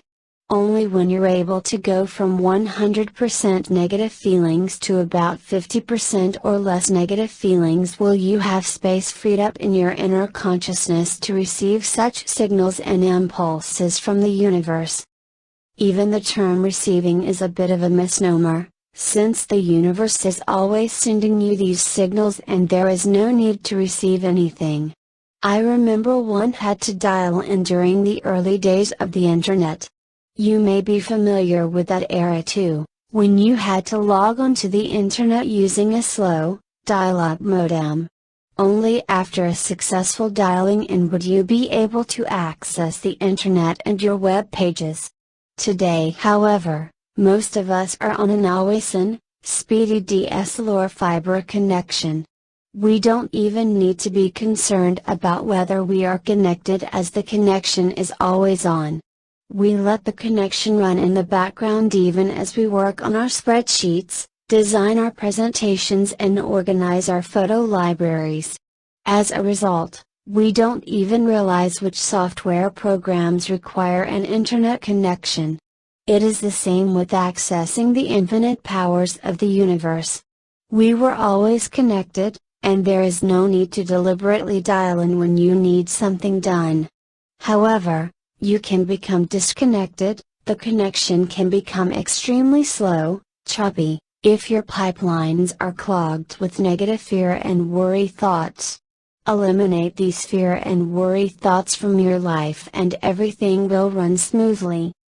Back when I was constantly worried and waiting for signals from the universe, I often perceived false signals that were actually generated by my ego. I would often get an impulse to do something or to go somewhere, which later turned out to be untrue or a false lead. I spent a lot of wasted time and energy chasing these false leads that turned out to be nothing. Looking back, I realized that it was my overly active imagination and ego generating all these false possibilities and ideas that were rooted in fear and limitation. I have noticed this phenomenon frequently in chronically worried individuals, just like how I used to be. A worrying mind is the result of an overactive imagination working towards the wrong purpose. Thus an overactive mind will often conjure up pseudo-solutions, ideas that are actually based on its own fear-based thoughts and ideas. Many of those ideas I received were fear-based and nonsensical leads, because they were not really coming from the universe.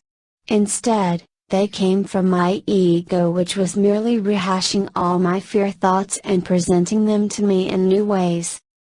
Since I was so desperately waiting for signals from the universe, I acted on everything that came to me. On hindsight, I should not have done so.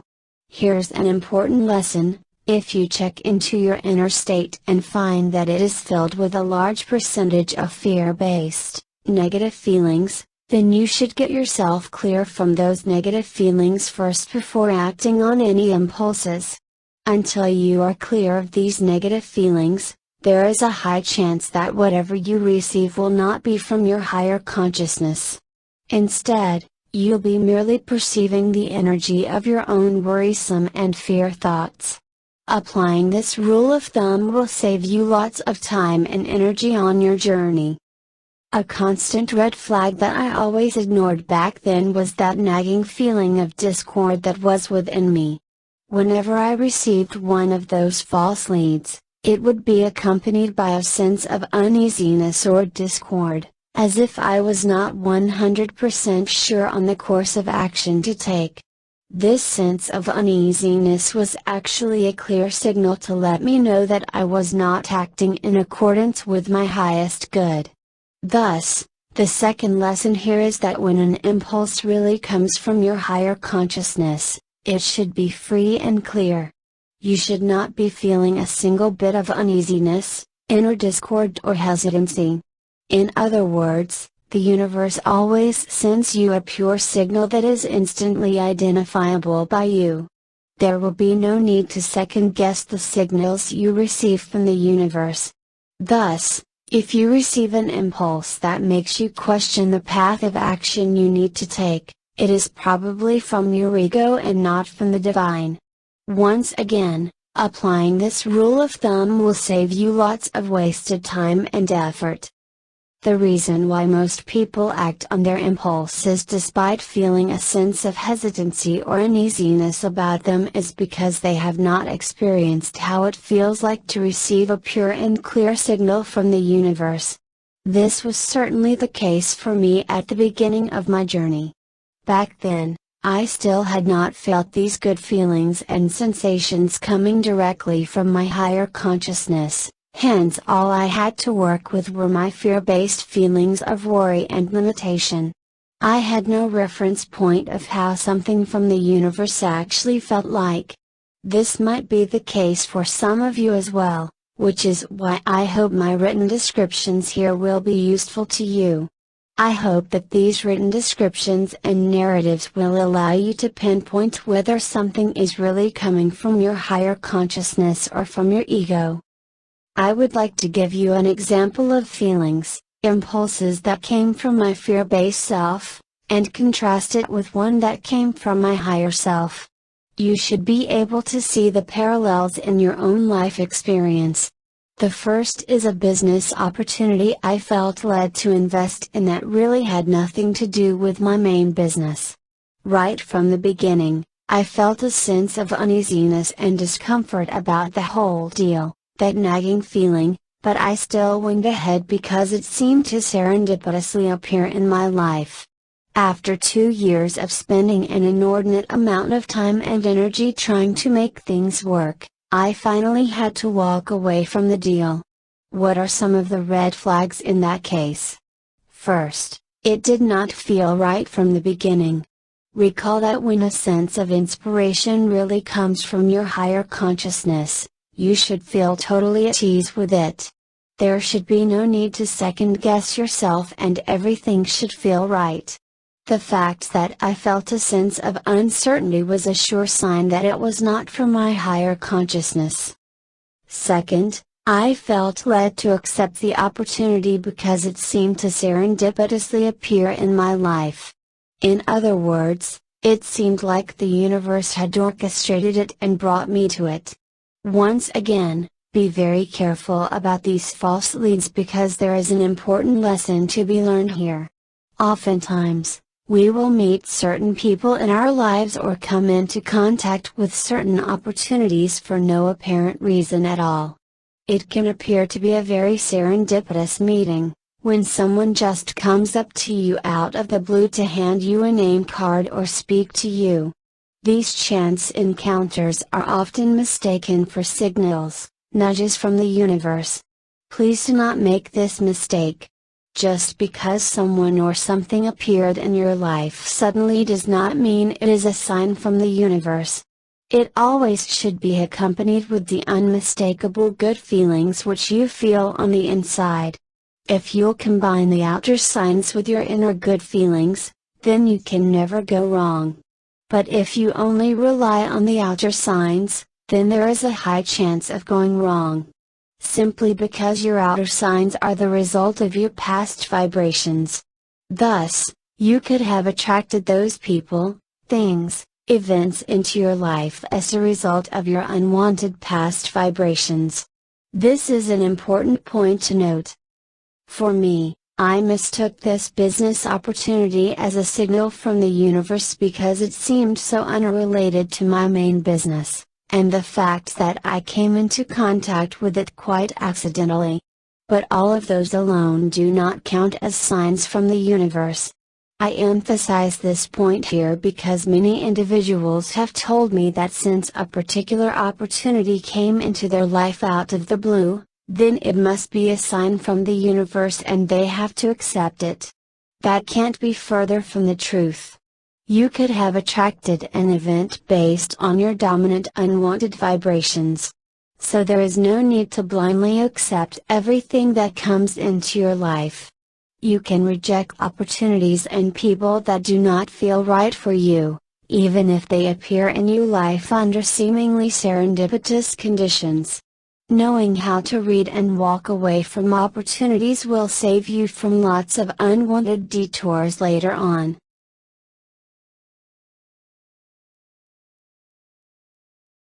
Chapter 8, How to Know If Your Manifestations Are Happening. The ego is always projecting false, illusory images onto our consciousness.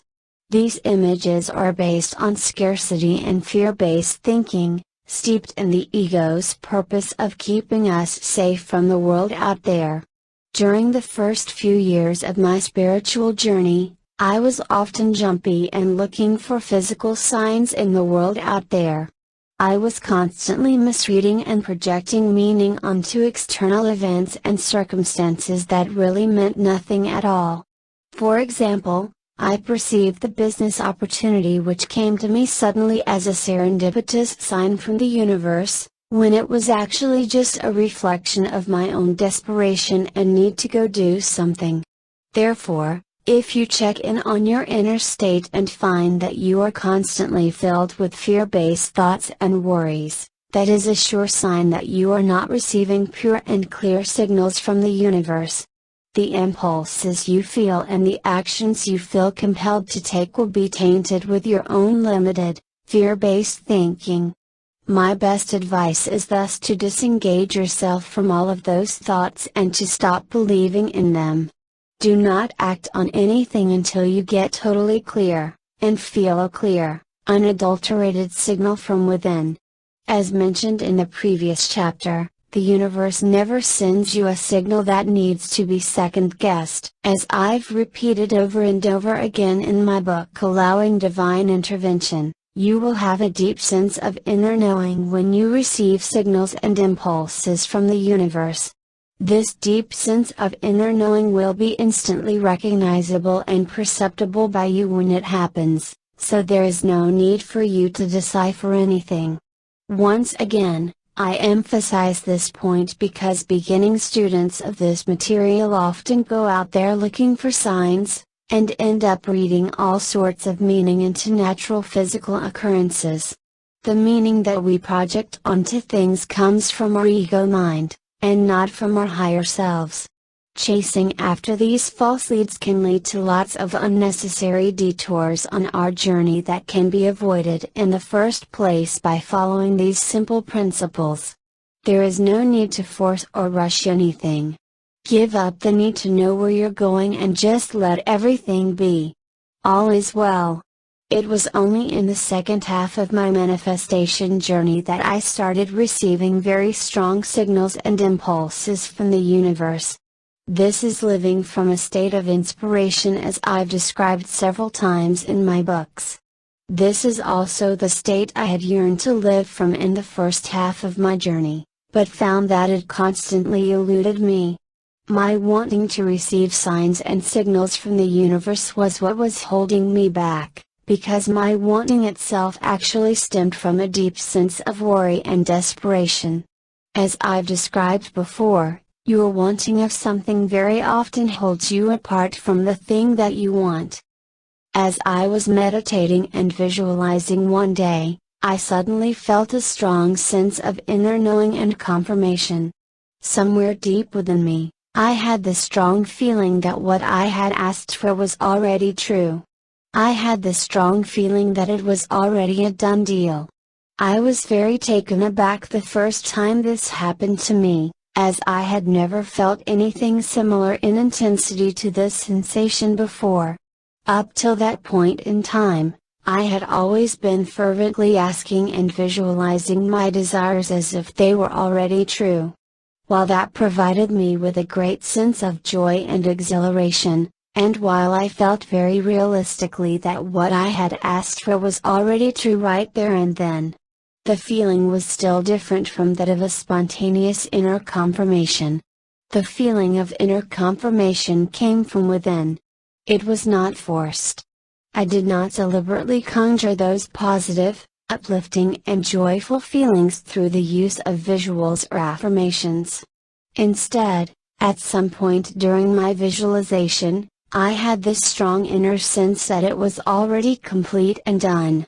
The feeling was so strong for me that I did not even doubt for a single moment that what I asked for was already here. This feeling intrigued me, and it is similar to the feeling I received while driving through the tunnel, as described in the opening chapter. In fact, I have come to recognize both moments as one and the same.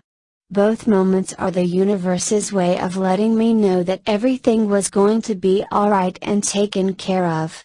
I felt a deep sense of peace and assurance the moment I felt that sense of inner confirmation. Most importantly, the feeling of inner confirmation came from within, and was not due to any external stimuli or evidence.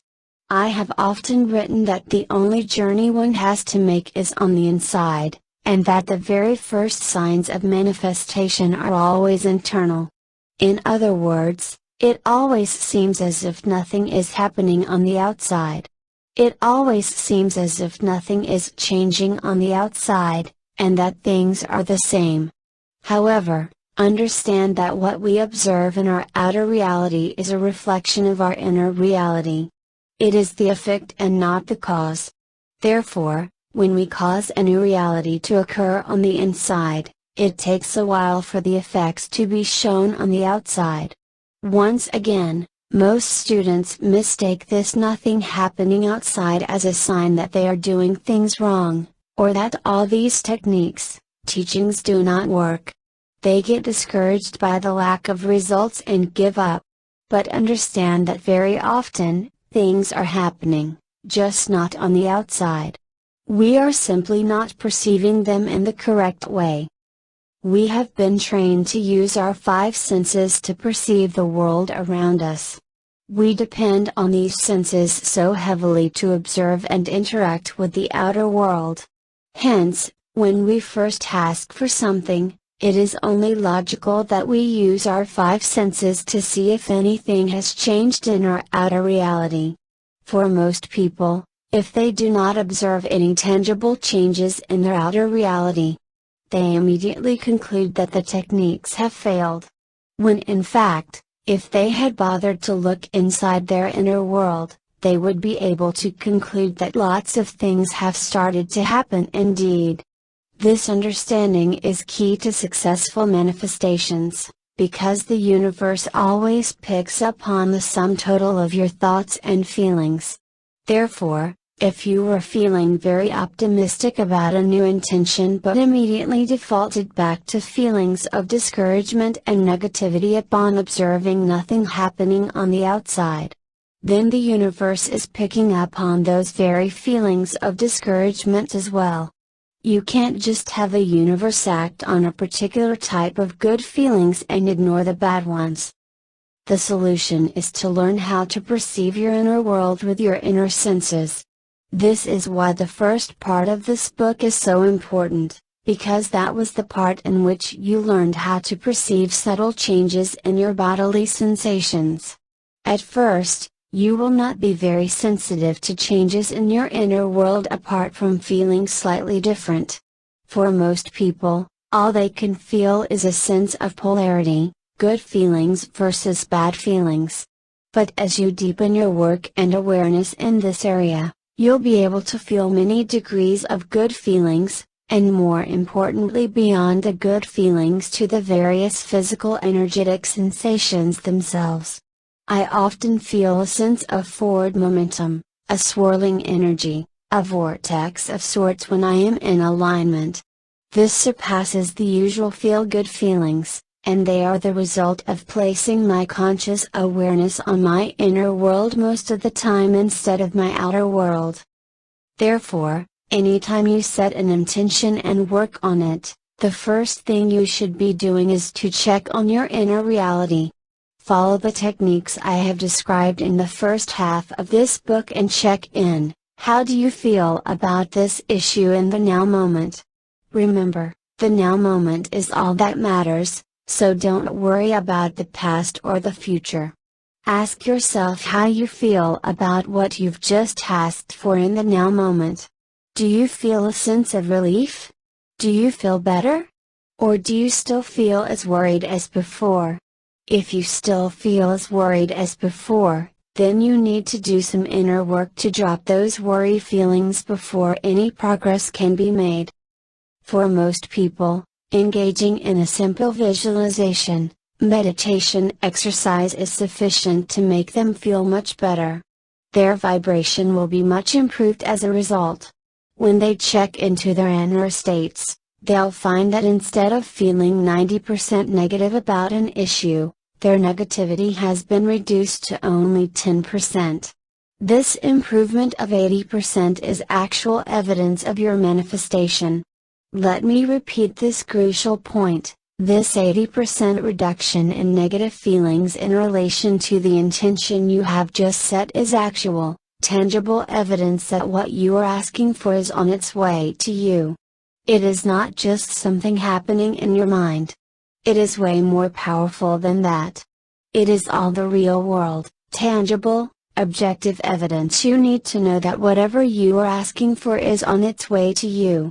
And if you keep your negative feelings at that reduced level, or even make them go down to zero in relation to the item which you're asking for, then the manifestation is a done deal. The manifestation is settled. Most people make the mistake of doing it the hard way. Let's say after their visualizations or whatever techniques they're using, they still continue to worry about whether they have done it correctly, or if, when it will happen. Therefore, their negative feelings just went from 90% to 90%. Which means no change at all in the way they're feeling. Guess what? This means no outer manifestation results. Alternatively, some individuals go from 90% to 10% the negative feelings immediately after visualizing what they want. Then here's the killer: they walk around for a few days, observe nothing happening on the outside, and then shoot right back up to 90% negative feelings again most of the time. Guess what? They just regressed right back to where they started. Which means taking one step forward and one step back. This is why we often end up battling at the same spot and taking more time than we need with creative manifestations. If you have ever tried to tread water to keep yourself afloat, you'll know how tiring it feels. You're expending lots of energy just to keep yourself in the same place. As I look back at the manifestations in my life, there were a couple that took a long time. Years, in fact. These were the manifestations that matched the pattern I have talked about above. I would visualize and feel very good for a while, but then notice that nothing was happening on the outside and immediately revert back to my old feelings of negativity, worry, and what if all this doesn't work. As such, the next time I did my visualizations again, I had to start off from ground zero and work from my old starting point of 90% negative feelings, instead of my new and improved vibrational place. If you wish to greatly accelerate your manifestation process, and this applies to any subject and anything you're asking for, you need to get your negative feelings low and stay there for most of the time. Now, especially if you're asking for something which has been long in coming or perceived to be big, this can be difficult to do at once. You may go from 90% the negative feelings to 20% immediately after you visualize, but quickly revert back to around 60%. That's still a good improvement from how you previously felt because you made a progress of 30 percentage points. So stay there at 60% for most of your time. The next time you do your visualization again, you'll start from that improved place of 60% negative feelings. Let's suppose that this time you go down to 20% again, then it rebounds to 40%. The next time you pick up where you left off, you'll start at 40% and keep going lower. You keep doing it until you get your negative feelings very close to zero.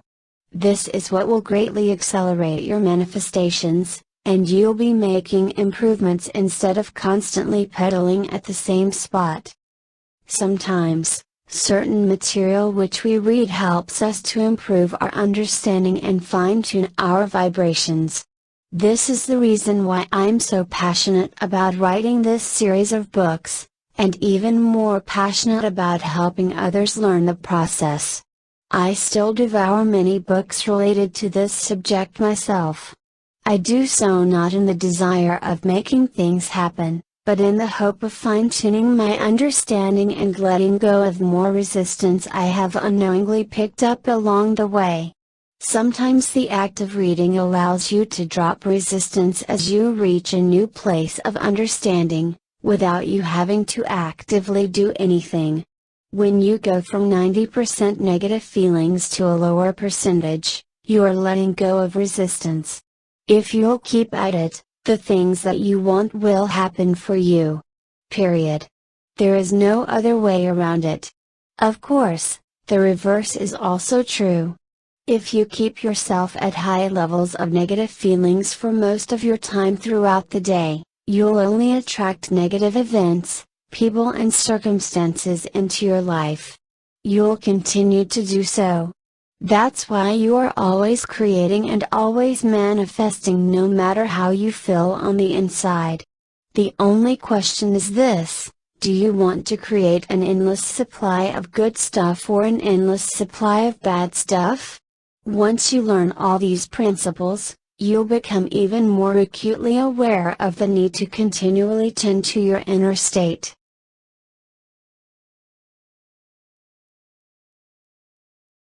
Chapter 9, The Peaking Technique. The feeling of inner confirmation is a deep sense of inner peace and assurance that something is a done deal. But instead of trying to feel and conjure up these feelings through the use of your imagination, this sense of inner confirmation arises spontaneously on its own. It is not forced. It arises by its own accord. When you feel it, you'll have a very strong, unmistakable feeling that something is indeed on its way to you. In the moment you ask for something, it is done. Therefore, don't deliberately try to feel or conjure up a sense of inner confirmation. Don't try to make it happen. Instead, use your inner senses and just notice your inner state after you have set an intention for something. What is your level of negative and positive feelings in the moment? Are you able to get those negative feelings down as close to zero as possible? When you are able to get your negative feelings down to zero and keep them there, magic and miracles will start to happen for you. The progress of most manifestations is often exponential in nature. At first, it seems like very little is happening on the outside. It seems like good things are slowly trickling in for you. But gradually, the trickle starts becoming a stream. And before long, you have a gush of goodness rushing your way that can't be held back. This is why most people are often amazed by how fast things turned around for them, when previously they have tried every single method humanly possible and still had no results. If you keep doing the techniques and mental exercises I suggested in this book, then I can assure you that the changes are indeed happening beneath the surface. If you resist the urge to constantly check your outer reality and keep the faith, then things will happen very fast for you. The moment you set an intention with determination, your inner reality immediately changes. This shift in inner reality is providing all the evidence you need that outer changes are soon to occur. It's like the tip of the iceberg. You can only perceive that little tip that is above the water surface, but there is more than what meets the eye beneath the surface. Therefore, the feeling of inner confirmation is a signal to you from yourself, that you are finally going to receive whatever you have been asking for. It is a confirmation that you have let go of sufficient negative feelings and perceptions, such that you now have a clear and pure view of the whole manifestation process. The inner confirmation is positive proof that you are seeing from the eyes of Source, and seeing the world through the divine viewpoint of the universe. When you have reached an inner state where there are very little negative feelings left, you are free. You'll not feel impatient, worried or desperate about your manifestations. You'll not be constantly fussing about, wondering whether you are doing the right thing or whether they'll be here soon. Everything will appear so beautiful and peaceful for you. You'll not want to change this thing or that. Feeling a sense of inner confirmation is a natural consequence of letting go of the negative feelings that have bogged you down and prevented you from perceiving clearly in the past. When you let go of all the negative emotions that cloud your perception, you're able to see things the way the universe sees it. You'll be able to perceive the energy that is lined up behind your manifestations, and the energy that is moving all your manifestations into place. Most people often report feeling an exhilarating sense of forward momentum just before their physical manifestations occur. Those are more than just good feelings. Instead, they are tangible proof that something is happening. You can feel that sense of forward momentum because you are so in tune with the energy fields of the universe, and can feel things snapping into their rightful places. But all of this can only happen when you let go of your negative feelings and emotions. I would like to offer an exercise that will help you do so. Bear in mind that this is not a replacement for doing the inner work.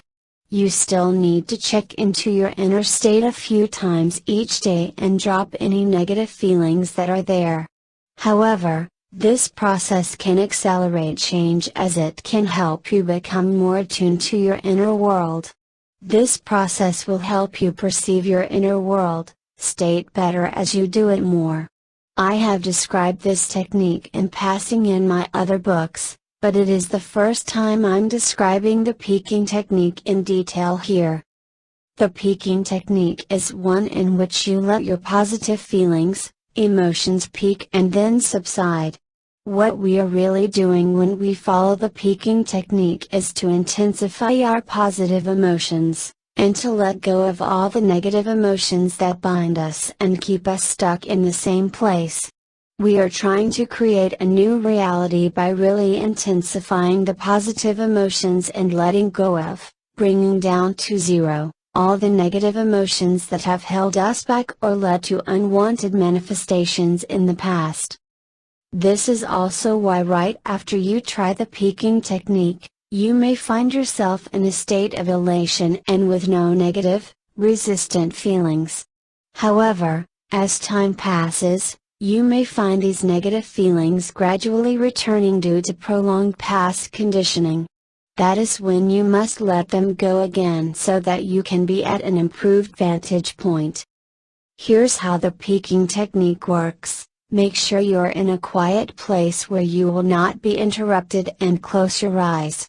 Take the necessary steps to ensure that you will not be interrupted over the next 10 to 15 minutes or so, by locking your door and switching off your mobile devices.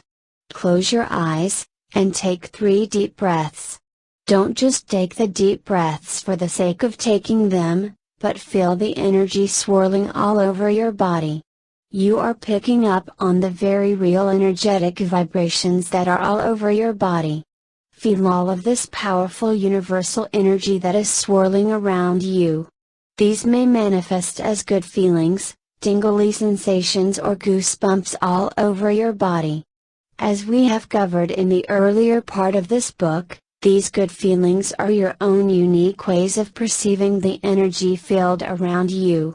Don't dismiss them as mere good feelings. Learn to recognize how they feel and to describe their exquisite character. Learn to notice the subtleties in how you feel, and notice if these feelings feel familiar to you. When have you felt them before?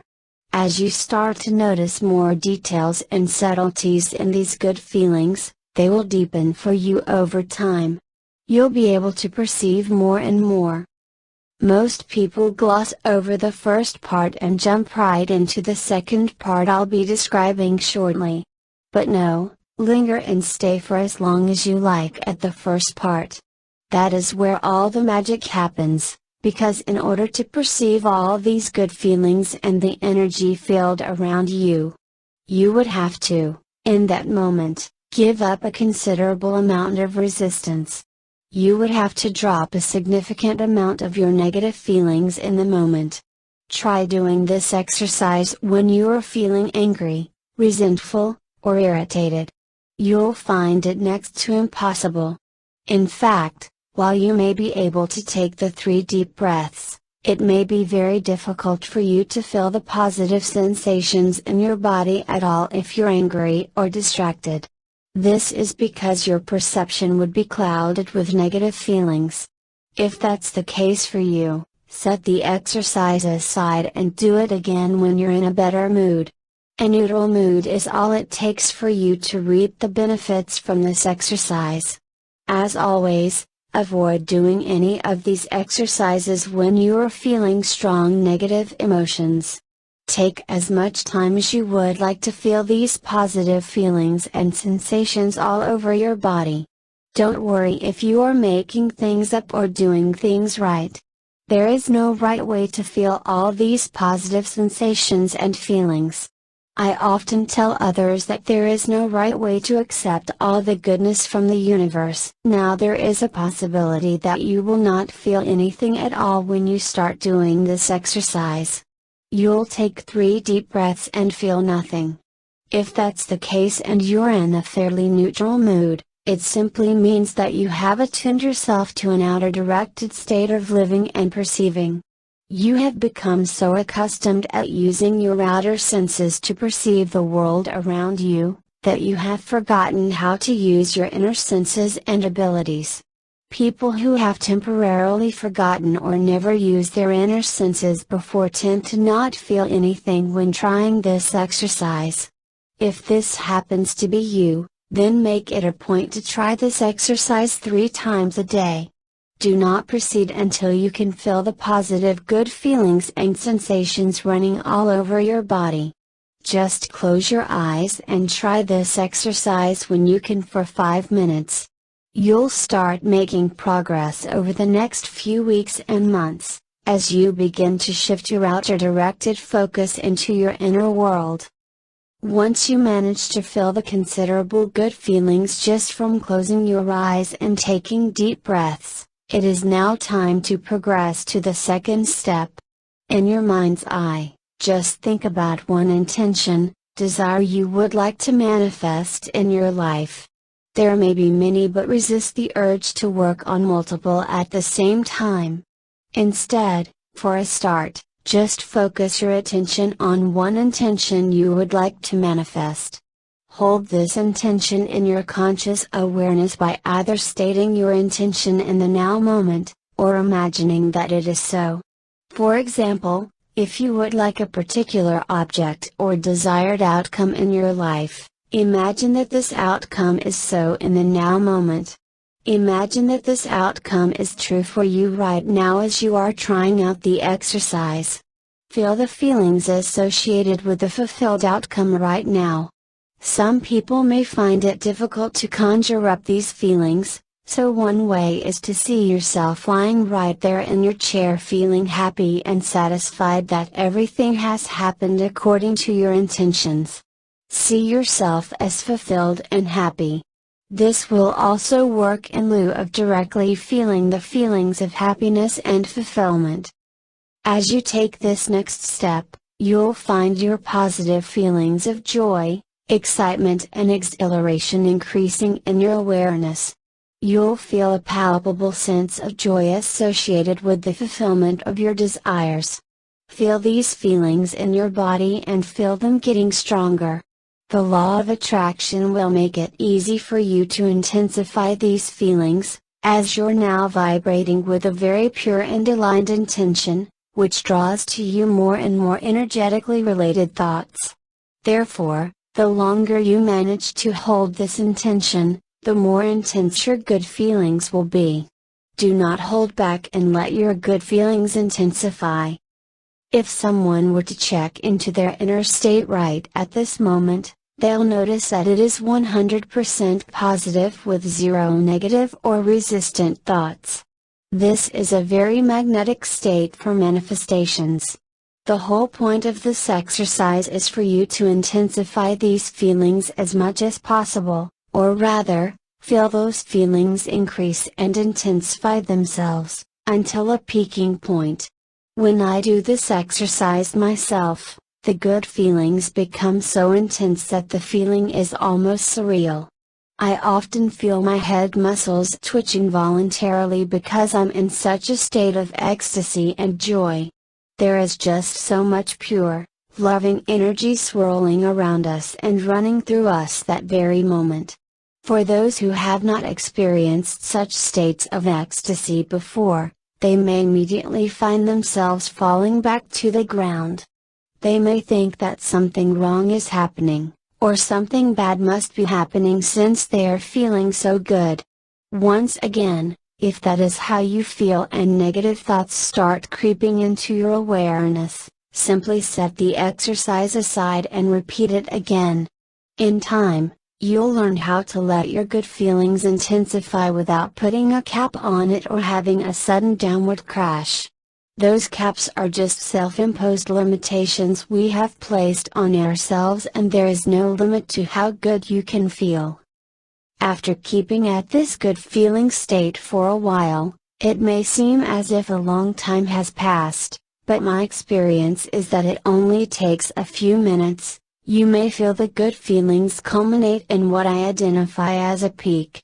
This is the highest point of your good feeling state, and it feels as if everything is so intense that things just cannot feel or get any better. Of course, this peak too, is self-imposed, and it is merely how much goodness we can perceive at any moment. Therefore, as you regularly repeat this exercise, you'll find that the peak changes, and that you bring your good feelings to even greater heights. But there will always be a peak moment in each of your singular experiences. When you feel the good feelings peak, it is as if all the good energy is running through you at full steam. You have not felt so good before in a long time, and these good feelings have never felt so real and intense. The peaking point will come naturally. Therefore, what I always do is to let these good feelings intensify until they reach a natural peak. When I feel that the good feelings cannot be intensified any further, I would then remain in that peak state from anywhere between a few seconds to a few minutes before those feelings begin to subside. At the point when the feelings peak or shortly after, you'll most likely feel a sense of inner confirmation. This is what I have described before as an inner click, where you can feel a shift take place inside of you, giving you inner confirmation that all is well, and that your manifestations are complete. The inner clicking point will coincide somewhat with the peak that you feel. After feeling that peak, you'll find your good feelings start to subside while simultaneously experience a sense of inner relief. It is as if you are being relieved of all the negative feelings, fears, worries and burdens which you have previously felt surrounding this manifestation, because it is done. That point of inner confirmation has given you all the proof you need that the manifestation is now harmoniously complete. As you feel those intense feelings subside, you may experience a sense of motion, while keeping your eyes closed. As if you are drawn into something. Once again, this is your perception of the energy field around you. What most people feel after they experience the peaking technique is a sense of deep inner relief, peace and calm. If they check back in on their inner states, they'll find little or very little negative feelings left inside them. What the peaking technique does is to take you on an inner journey and to show that you too can read and perceive the energy fields of your own manifestations. You too can feel when you are in alignment and when you are out of alignment. It is also a very useful tool to deepen your awareness and sensitivity of your inner state if done regularly. That's why I still use it on a daily basis, not to make anything happen, but simply because it feels so good.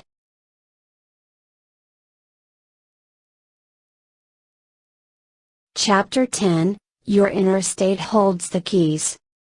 Mere knowledge is not useful unless it is successfully applied to your life. As with all these spiritual truths, merely knowing and being able to repeat them to others is not enough. You have to do the inner work necessary to live these principles on a daily basis. You literally have to embody these universal principles in your daily life and make them a regular part of your life. At this point in our spiritual journey, your knowledge is complete.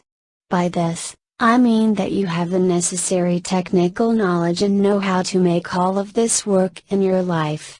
You have the necessary tools and bodily functions to make this work. You know how to direct your mind to a useful end. So the next step is to integrate this material at the level of your being.